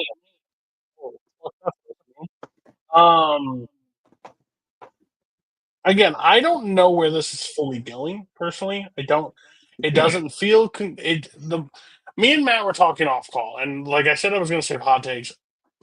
I, at this point in time, don't truly understand why The Sopranos is ranked in such high air as like Breaking Bad, The Wire, stuff. I don't personally get it. I think it's of the time and people are still nostalgic and like, but like think of this in the 90s when this came out. Yeah, it's 2025 now. Like this doesn't age the best. And my biggest problem with the show, before we break down this episode, is Tony has been in therapy since season 1. Tony hasn't changed one fucking iota the entire time. So, like, there's no character arc that I have to follow with him. He's still a fucking asshole. Like, at the end, he's still if anything, he's gotten worse. Now he's got like a gambling problem. He's a gambling addiction. He screams at his wife. Arguably, his wife should be leading like horrible. She's the best wife a mobster could basically have. All she's asking for is what you ask for every day with your guys is loyalty, and you can't fucking give it. It's weird. But On and on. Tony wakes up, goes downstairs. AJ sulking on the couch because he got his fiance broke up with him. He's watching fucking Tom and Jerry, which okay. Carmela's gonna make him breakfast, and then Chris goes and visits his father-in-law at his shop, where he sells like hardware tools, and they just have like a whole conversation. Christopher shows like has got like stacks on stacks of bills in front of Paulie, and like he's making a lot of money, which Paul can't be trusted. Paul is on to his ass about not drinking, which this is the worst group ever. Like, hey, you're a fucking prude if you don't drink. You're a fucking you need rehab if you do. Like, they're just like sending mixed signals all the time. So he's in that battle. Tony meets with the feds and talks about like the two Arab guys and gives up like the most Muhammad and like the most like made up names possible. Be like, hey, we'll give you a file for sentencing. Like, helps you guys. Like, okay, well, I give you some names. The feds have no idea, like who we just mentioned. Like, they're not on their radar, so clearly they mean nothing. But Christopher talks. AJ meets with his fiance and it doesn't go well, or his ex fiance, it doesn't go well. He ends up breaking down crying. AJ's all moping and sad and like depressed. Tony's trying to like break him out of it and is like go through his emotions with him, talk about it, like basically tells him to get up on his feet, get a job, stuff like that. Sits outside the door. Carmela sitting out there is like something about blowjob or something. It's like and he's like, oh god damn. His mom watches him. So that all went to shit. They're all having like a cookout at Christopher's house, cooking steaks, talking to him. Tony thinks that Christopher's being a little distanced from him, like he doesn't feel like he's connected. He's like talking about drinking and stuff around him. It's hard for him to be around that stuff. So like, and then he's battling with his disease. He doesn't need to be around it all the time. Silent alarms going off at the warehouse of Christopher's thing. Two guys are outside, like hauling saws out. He's like, "What? Didn't I talk to him? Like, Paul sent me. Like, you'll be good. Blah blah. Let me call." So he ends up letting him go, but like, I don't. Doesn't seem everything's on the up and up. No one told Christopher basically about it. And then what was it? Where was I?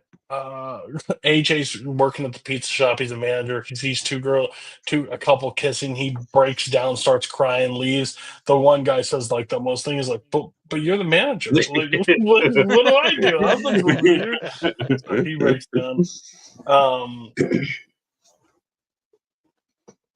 Tony Paulie goes over to Paulie goes to Christopher's house. Christopher goes to Paulie's house and basically, what the fuck are you doing? Like, dude, that's my father-in-law. You watch your mouth. Fucking punch in the teeth, blah, blah. They go back and forth. And he's like, whatever. Christopher goes to Tony and be like, that's my fucking father-in-law. That's family. Like, what are you doing? We're doing something with multi-million dollars right now. Why don't you go out there, have a drink, have a ginger ale, whatever. We'll be out there and talk to you in a little bit. But he ends up leaving. Meadow comes and talks to Carmela and Tony, talks about like him being suicidal, need to be worried about it. Tony joins him on the couch and starts watching. Tony goes to therapy, sits with Jennifer. Jennifer basically tells him, oh, well,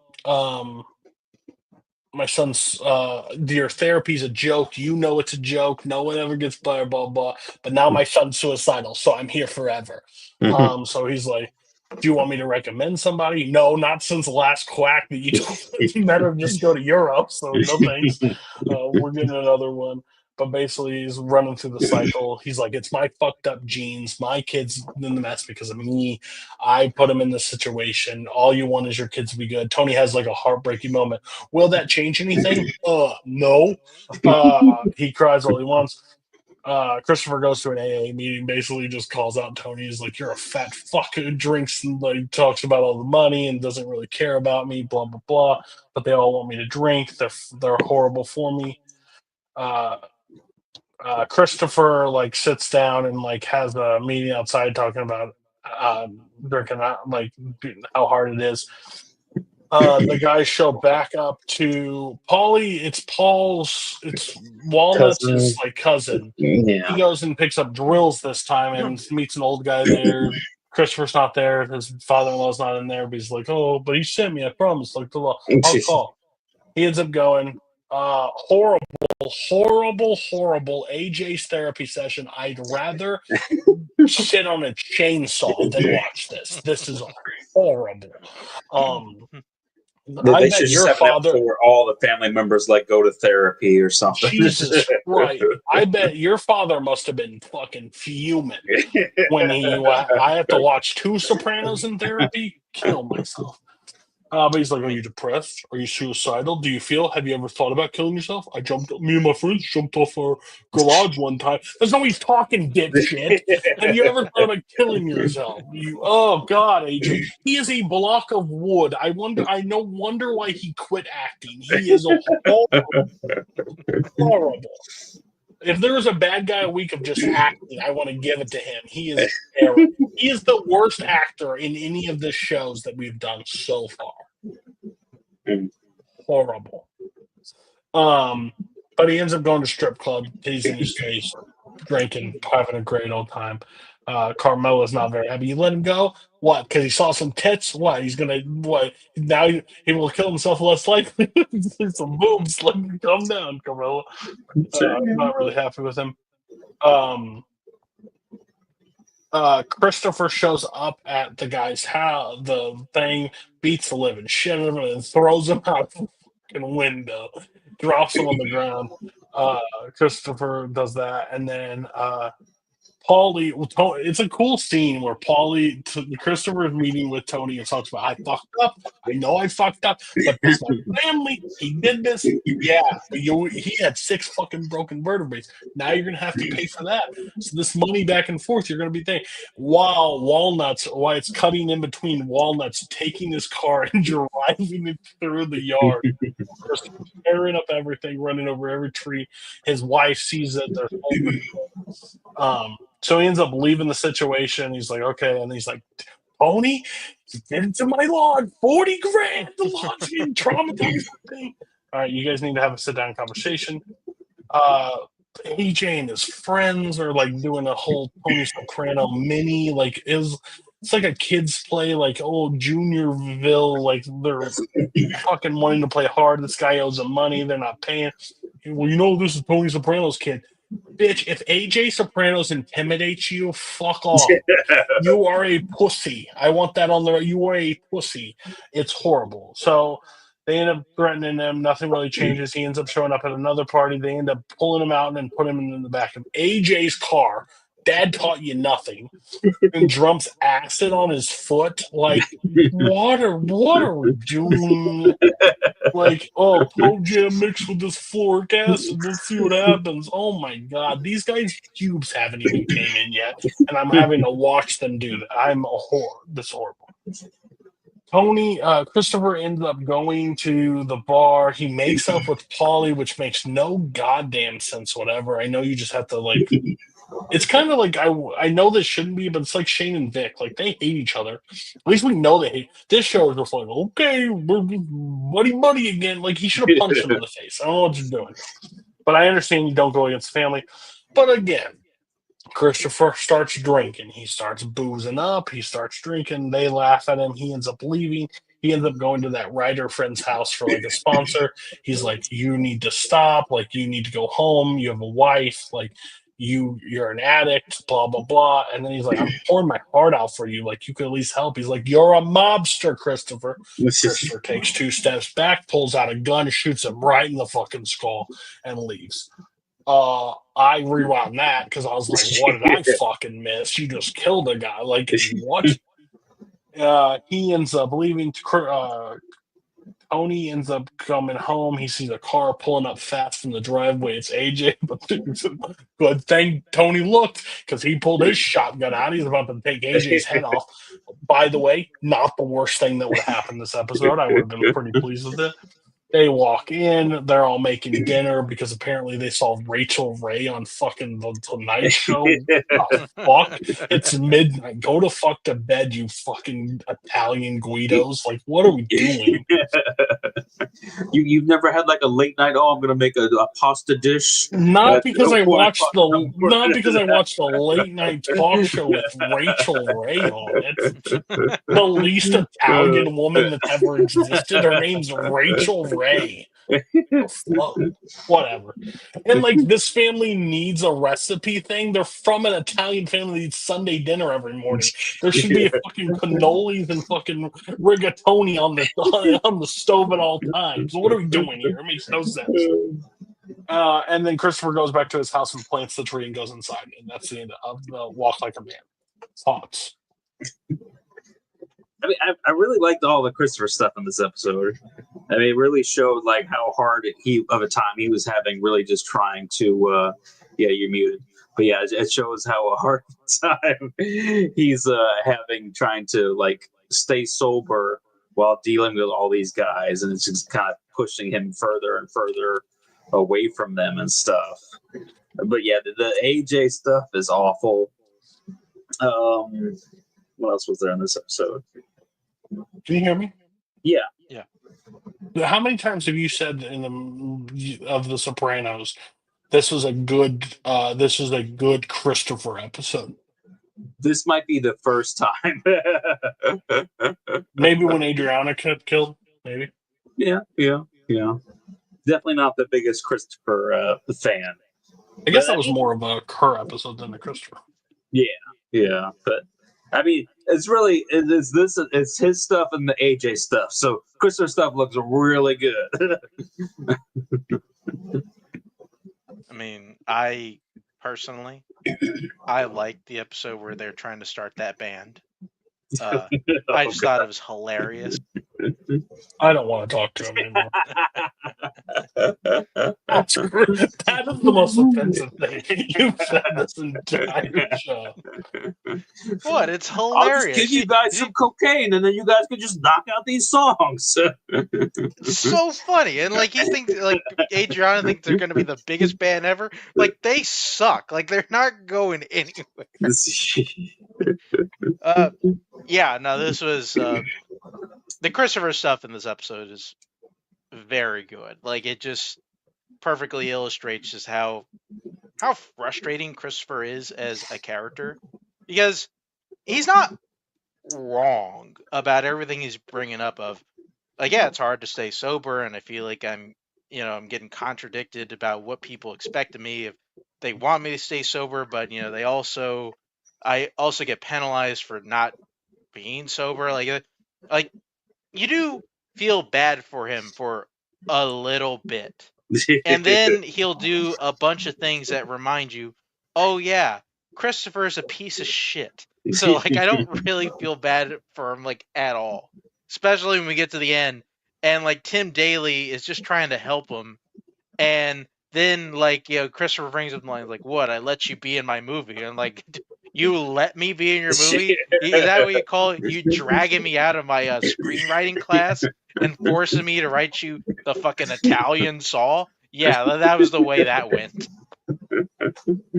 Yeah, just really liked how that ended. Like that we got like a nice Paulie Christopher feud in this last part of the season, and yeah, I mean, listen, like you mentioned, my dad being pissed about the AJ therapy stuff. He would have been thrown off. It was like, the fuck is this shit? Like I have not seen a therapy part for 6 seasons. Like I forgot that we were even doing this.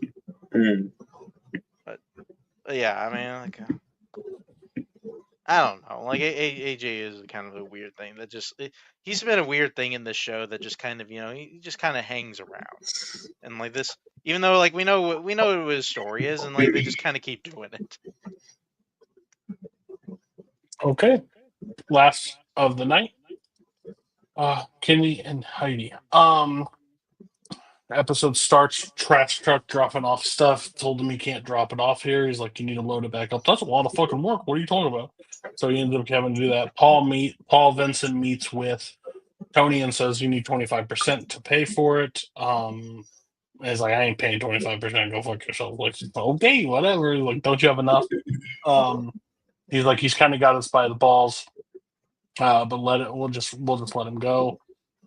Tony and Christopher are driving a car. Christopher is playing with the radio or trying to grab something, and he ends up going into the other lane. Car coming, he ends up swerving the car. They end up flipping down the hill. Tony is banged up, but not is fine. Christopher, bad shape. Bleeding pretty hard, but he said, you got to switch with me, I'll lose my license. Like, I gotta switch thing. And he ends up breaking out the window, going around to him. He's like, I'll fail I think he says he'll fail a drug test. Yeah, he won't pass a drug test. Yeah, I won't pass a drug test either. And then Tony looks in the back and sees the kid's seat, and it's smashed in because a tree branch would have went through it. Kind of sets Tony off. Tony does a blank stare. He's coughing up blood, like he's having problems breathing. He needs help. Tony pulls out his phone, goes to dial 911. He gets to the 9. He closes it, and then he closes Christopher's nose. Basically makes him choke on his own blood. And Christopher is dead. Well, by show standards, looks dead. We'll get confirmation that he is officially dead when they get to the hospital. Back to the hospital. They end up going. Tony is, and the blank stare that Tony gives is pretty ruthless. Why he's doing it? He makes direct eye contact with Christopher. Why he's doing it, which again shows me Tony hasn't changed a fucking lick. I think he still holds resentment for the kid. Or could have been if it wasn't Tony in the car, it could have been his kid. If he's battled with the sober stuff, he can't ever get it out of his system. He didn't like the movie situation, so they have a tumultuous end, and he decides to end it. They get to the hospital. Hey, did that guy I come with, did he live? He doesn't even call him Chris. He just asks that guy, which just shows how disconnected Tony is to Christopher at this moment. He's like, no, he didn't make it. He died in the ambulance. He was pronounced dead. They call Carmela. Carmela loses her shit. She starts breaking down. They call his wife. They're all coming around. The guys, you guys can interpret it how you want. I kind of interpreted the guys kind of seem a little off by the whole situation too, because he's like, oh, my knee's just banged up. Oh, that's good, Tony. But they're all he doesn't seem worked up that Christopher's gone. He feels very disassociated with the situation. They all have a conversation. Oh, he had that lead foot. I feel bad for him. He shouldn't have gone. Christopher's mother is sobbing and stuff, which sets Tony off even more.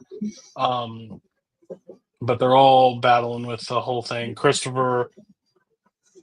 Tony goes to the therapy session, talks about it. Well, you kind of consider Christopher a son. How do you overall feel about the whole situation? And then he brings up, well, the mother that wanted nothing to do with him. I took him, I helped him, I took care of him, and now she wants all the sympathy and all the praise. He feels like something against him. I think he walks outside and throws something outside. Does he throw a gun out?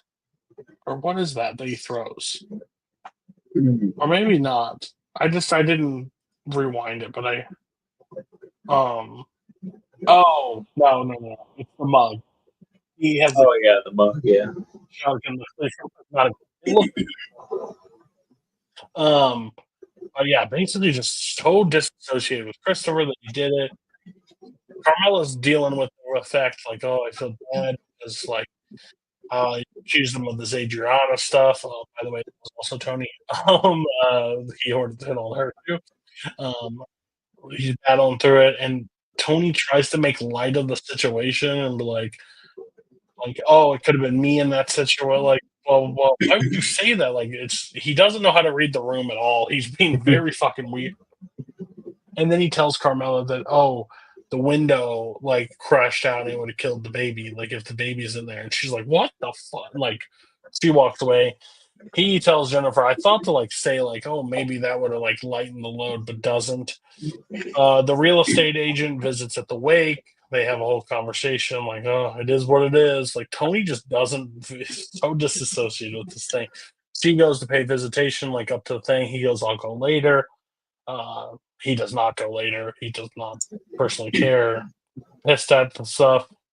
Um, oh, he tells the story again about the baby thing to like the people sitting next to him, like, and then Carmela goes, "We need to go pay a visit," because at the same time that Christopher died, Paul Walnuts' mother, not mother, died, and he had an connection, and he went over to pay his respects. And Walnuts is pissed. I ordered 500 prayer cards, like 50 prayer cards or whatever. There's not anybody here. They're all over there. Like the disrespect. I will not forget it. Tony is like, "Well, I'm here. Like, is it fine?" Like, no, it's not. Like, he's pissed off about the whole situation. And And he's Christopher's probably dead. going to schedule it for like a different day or something. So that's more on him. Or different time. Like one day separated would be different. Two birds, one stone. I don't know. I would rather fucking kill myself than talk about AJ's counseling session. He's talking about pills. Do not care. Take them all at once. End it, please. They show the kid hobbling around. He got his toes amputated from the thing. Tony creepily watches Christopher's widow breastfeed the baby, sees a boob, like it was weird. He calls and says, I think he goes to Vegas. He wants to go to Vegas. All exclusive, gets a plane, goes out, meets a woman, uh, meets a young woman. I think the new Christopher. I don't know the whole situation, but she's young. I think it might have been like a College. tall girl that Christopher used to go see. Right. Okay. Yes. But he ends up begging her. They end up having a conversation over the whole situation. AJ's back in the fight because the guy runs into the kid's door, ends up beating him up, rolling over his bike, calling him the N word, everything. So AJ's no different than what his father is right now. Tony's going to take I think shrooms with this lady, and like they end up saying. Tony ends up calling Paul Vincent. So the 25 is bullshit. No, not really. That's what it is. And it's like, oh yeah, by the way, sorry for your respect. Sorry for your cousin. And he's like, I'm hanging up. And Paul hangs up before him. We're back at AJ's talking about the thing. Well, couldn't you have stopped the violence? Couldn't you have not? Then it was me alone. Like, why can't we all just get along? Like, Palestine and Israel's fight and stuff. I was like, what a timely conversation to have right now. They're like, that's going on. I feel like all this food and pesticide, blah blah. They end up playing roulette high on peyote. The guy ends up dropping. The guy that drops the asbestos basically stuff. He ends up dropping it by a water fill, like on the thing. Beautiful. Just let's kill everybody. And then it ends with like them watching the sunrise and Tony yelling, "I did it," which I guess is a confession to like free his conscience, or I don't know what the I did. I guess you guys can make that determination. But that is how the episode ends. Thoughts? I'll let Mark take this one. Go ahead, Mark.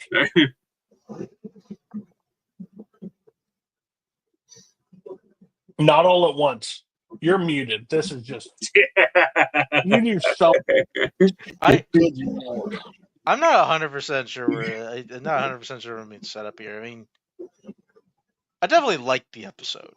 I definitely like, at least as far as the Christopher stuff, just because like it comes out of fucking nowhere, and I really like how the episode portrays Tony throughout this whole thing. Is like Tony is not really being fazed by it. He keeps everybody kind of thinking that he's going to react a certain way, and he doesn't. And even like whenever he's out there with that one lady, and we think like, oh, is he gonna get messages from the universe? And like, especially going a couple episodes before where he couldn't win a fucking thing, and he goes in that roulette table and he can't lose. Where like it just feels like Tony just feels like, oh, a weight's been lifted off because Christopher is now dead. Like, which is a crazy way for him to think about that, and just plays into just how nuts Tony has gotten over the last couple episodes. So I did really enjoy that aspect of the episode, and just in general, like how it's going. I mean, we got the AJ stuff. The AJ stuff is what it is. I mean, like it just like I feel like it Ugh. leads somewhere good, just Can in a you sense. stop? Can you stop being a defender of trash? I don't even think I was defending it. I'm just saying, like, I think it goes somewhere neat. I don't like where it is now. I mean, it is I'm what sorry it if I is. jumped at you if that's what you're saying. But if you're saying that it's not a bad situation like this because it's going somewhere, who cares about the AJ storyline right now? With what, 5 episodes left? I mean, We didn't give Metal this much screen time, I felt. Oh, we had to deal with her fucking college years. And it's curious, like, who they're giving screen time to, because it doesn't really feel like we got a lot of. It doesn't really feel like we spent a ton of time with Like we haven't seen What? Janice since like the first episode of like this mid-season I mean, thing. what are we doing? What are we doing? I mean, I don't know why we're saying, oh, I mean, less Silvio. less AJ, more Janice. We're not doing anything with Silvio. We're getting minor things with Paul Vincent. We're not doing anything mob related. We're taking half of it to watch the second crime thing. It feels like we're just waiting. What they're setting up right now is a spinoff. It feels like they're doing a spinoff that when Sopranos ends, AJ is going to pick up the crime family. Right? Yeah, no. Like, it does. Here's the thing I will like that does feel weird on some end. Like, is I did kind of feel this way when I was finishing up before, and it did feel like we're kind of running light on plot stuff going into the end of the show. Though, like, Sopranos was really never that show to begin with. Yeah, so, like, it's I about am the wondering, like, Sopranos. yeah, I am kind of wondering if we're being unfair to Sopranos. It just does feel weird that, okay, like, it feels weird, especially where we are deciding to spend our time. Mhm. And even though, do you think at least I think the Tony stuff is interesting, at least in just kind of seeing where his headspace is at throughout this season. I mean, we'll see how we feel going into the next 2 episodes. I mean, I know what happens in the next 2 episodes. We'll definitely have stuff to talk about on that one. Yeah, I mean, I do like that Christopher was trying to put on the Departed soundtrack. Both he and Tony agree that's a really good soundtrack, so that was nice. And the whole Christopher crash and the Tony taking him out, I thought that was really well done. And it's the fallout of it. I don't know if I loved it particularly, but I really enjoyed when Tony finally had like the therapy session where he's actually unloading everything and being totally honest with the therapist for the first time. But then they reveal like it was a dream, so that never actually happened. I do feel bad for Paulie a little bit that his mom, he finally kind of reconnected with his mom, and then she passes away. After he told my wife, my mom was a slut. My mom was a whore. But yeah, really, I mean, that's on him for like scheduling it like the same time as Christopher's funeral and expecting like, oh, people are definitely come to this funeral. It's Christopher's final insult to Paulie. Kind of fitting that he does it. But yeah, I mean, I can see how Tony sees as Christopher. It is a weight lifted off him because I mean, Christopher's always fucking shit up, and he's always had in the back of his mind like if something happens and Christopher got arrested, he's probably gonna rat on me. So Tony can relax a little bit now. All right. Bag out of the week. Who wants to go first? This actually is kind of tough. I think It's not tough at all. I mean, mine is Harry from one to just openly honestly, Harry sucks in general. Like, I never really loved Harry as a character. Not that he's bad, not that he's like good, but like he's now like to get Megan out of their pretense, like out of there, knowing that they just got divorced from Don, and then to do the most creepy if he wanted to date her, one thing. Basically, and then telling her when she got up, well, I don't think you're as serious as you want this to be. Like what? This is so wild. For you to I mean, make he phone just calls? wanted to just go up to her room and make some phone calls to help get her new agent. That's all. Yeah, but I don't think she would be talking that much. On that phone call, I don't think her voice would be heard. She'd be doing it seems something like her else. voice is the problem that's getting her in trouble out in LA, so I don't know. I mean, you know.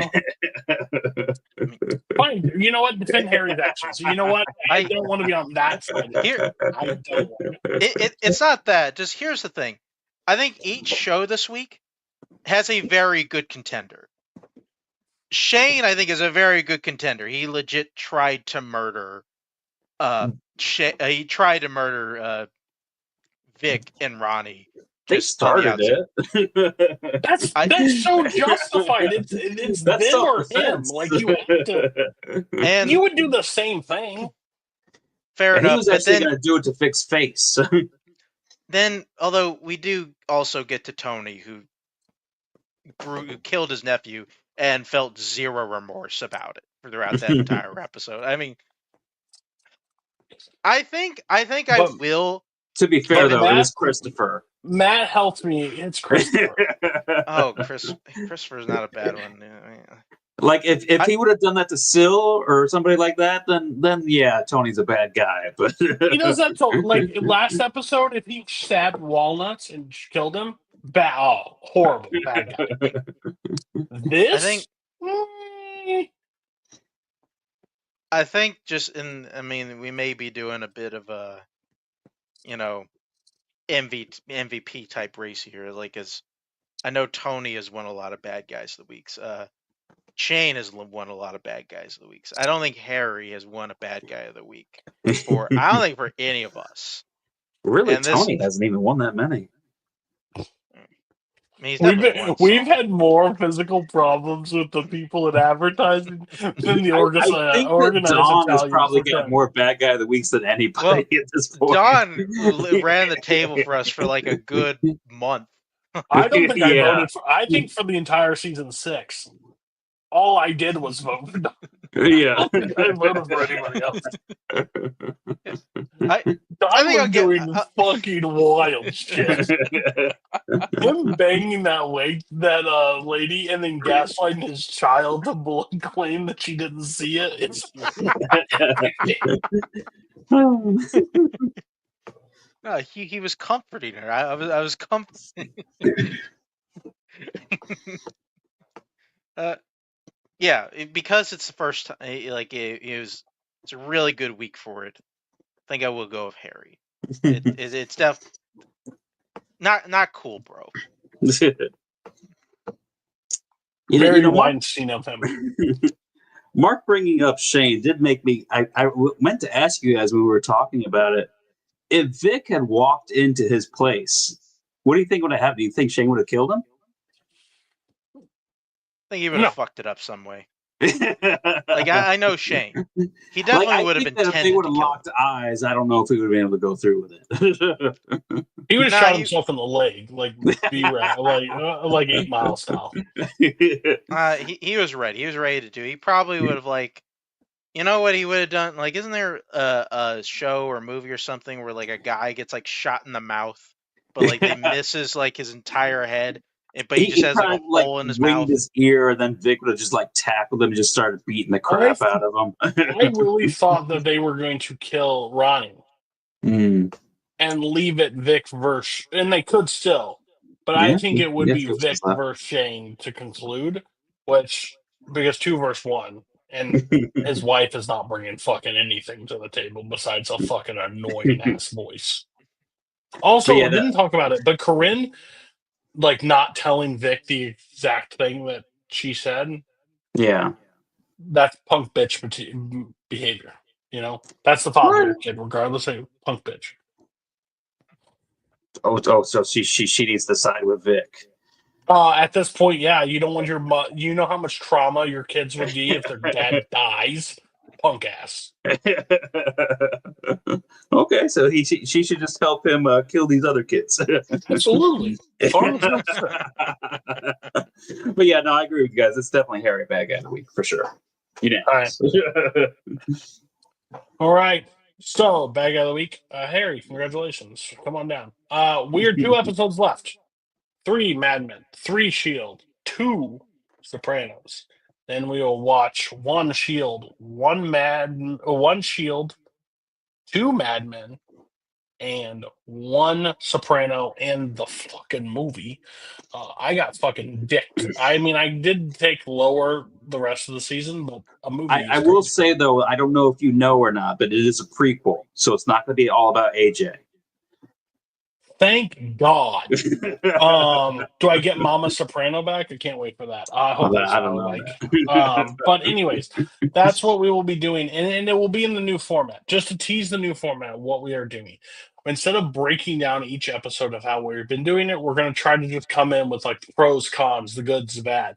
Talk about it, recap our moments, have more discussion with each other, like we kind of did this episode. But instead of having to take pauses while the other person breaks down everything we just watched. So keep it more like, and maybe It's going to put more homework on the audience because you guys will actually have to watch the shows now instead of us telling you everything that happens. Yeah, we could just read a Wikipedia. We could just do a Wikipedia plot synopsis and give you the same information we've been giving you.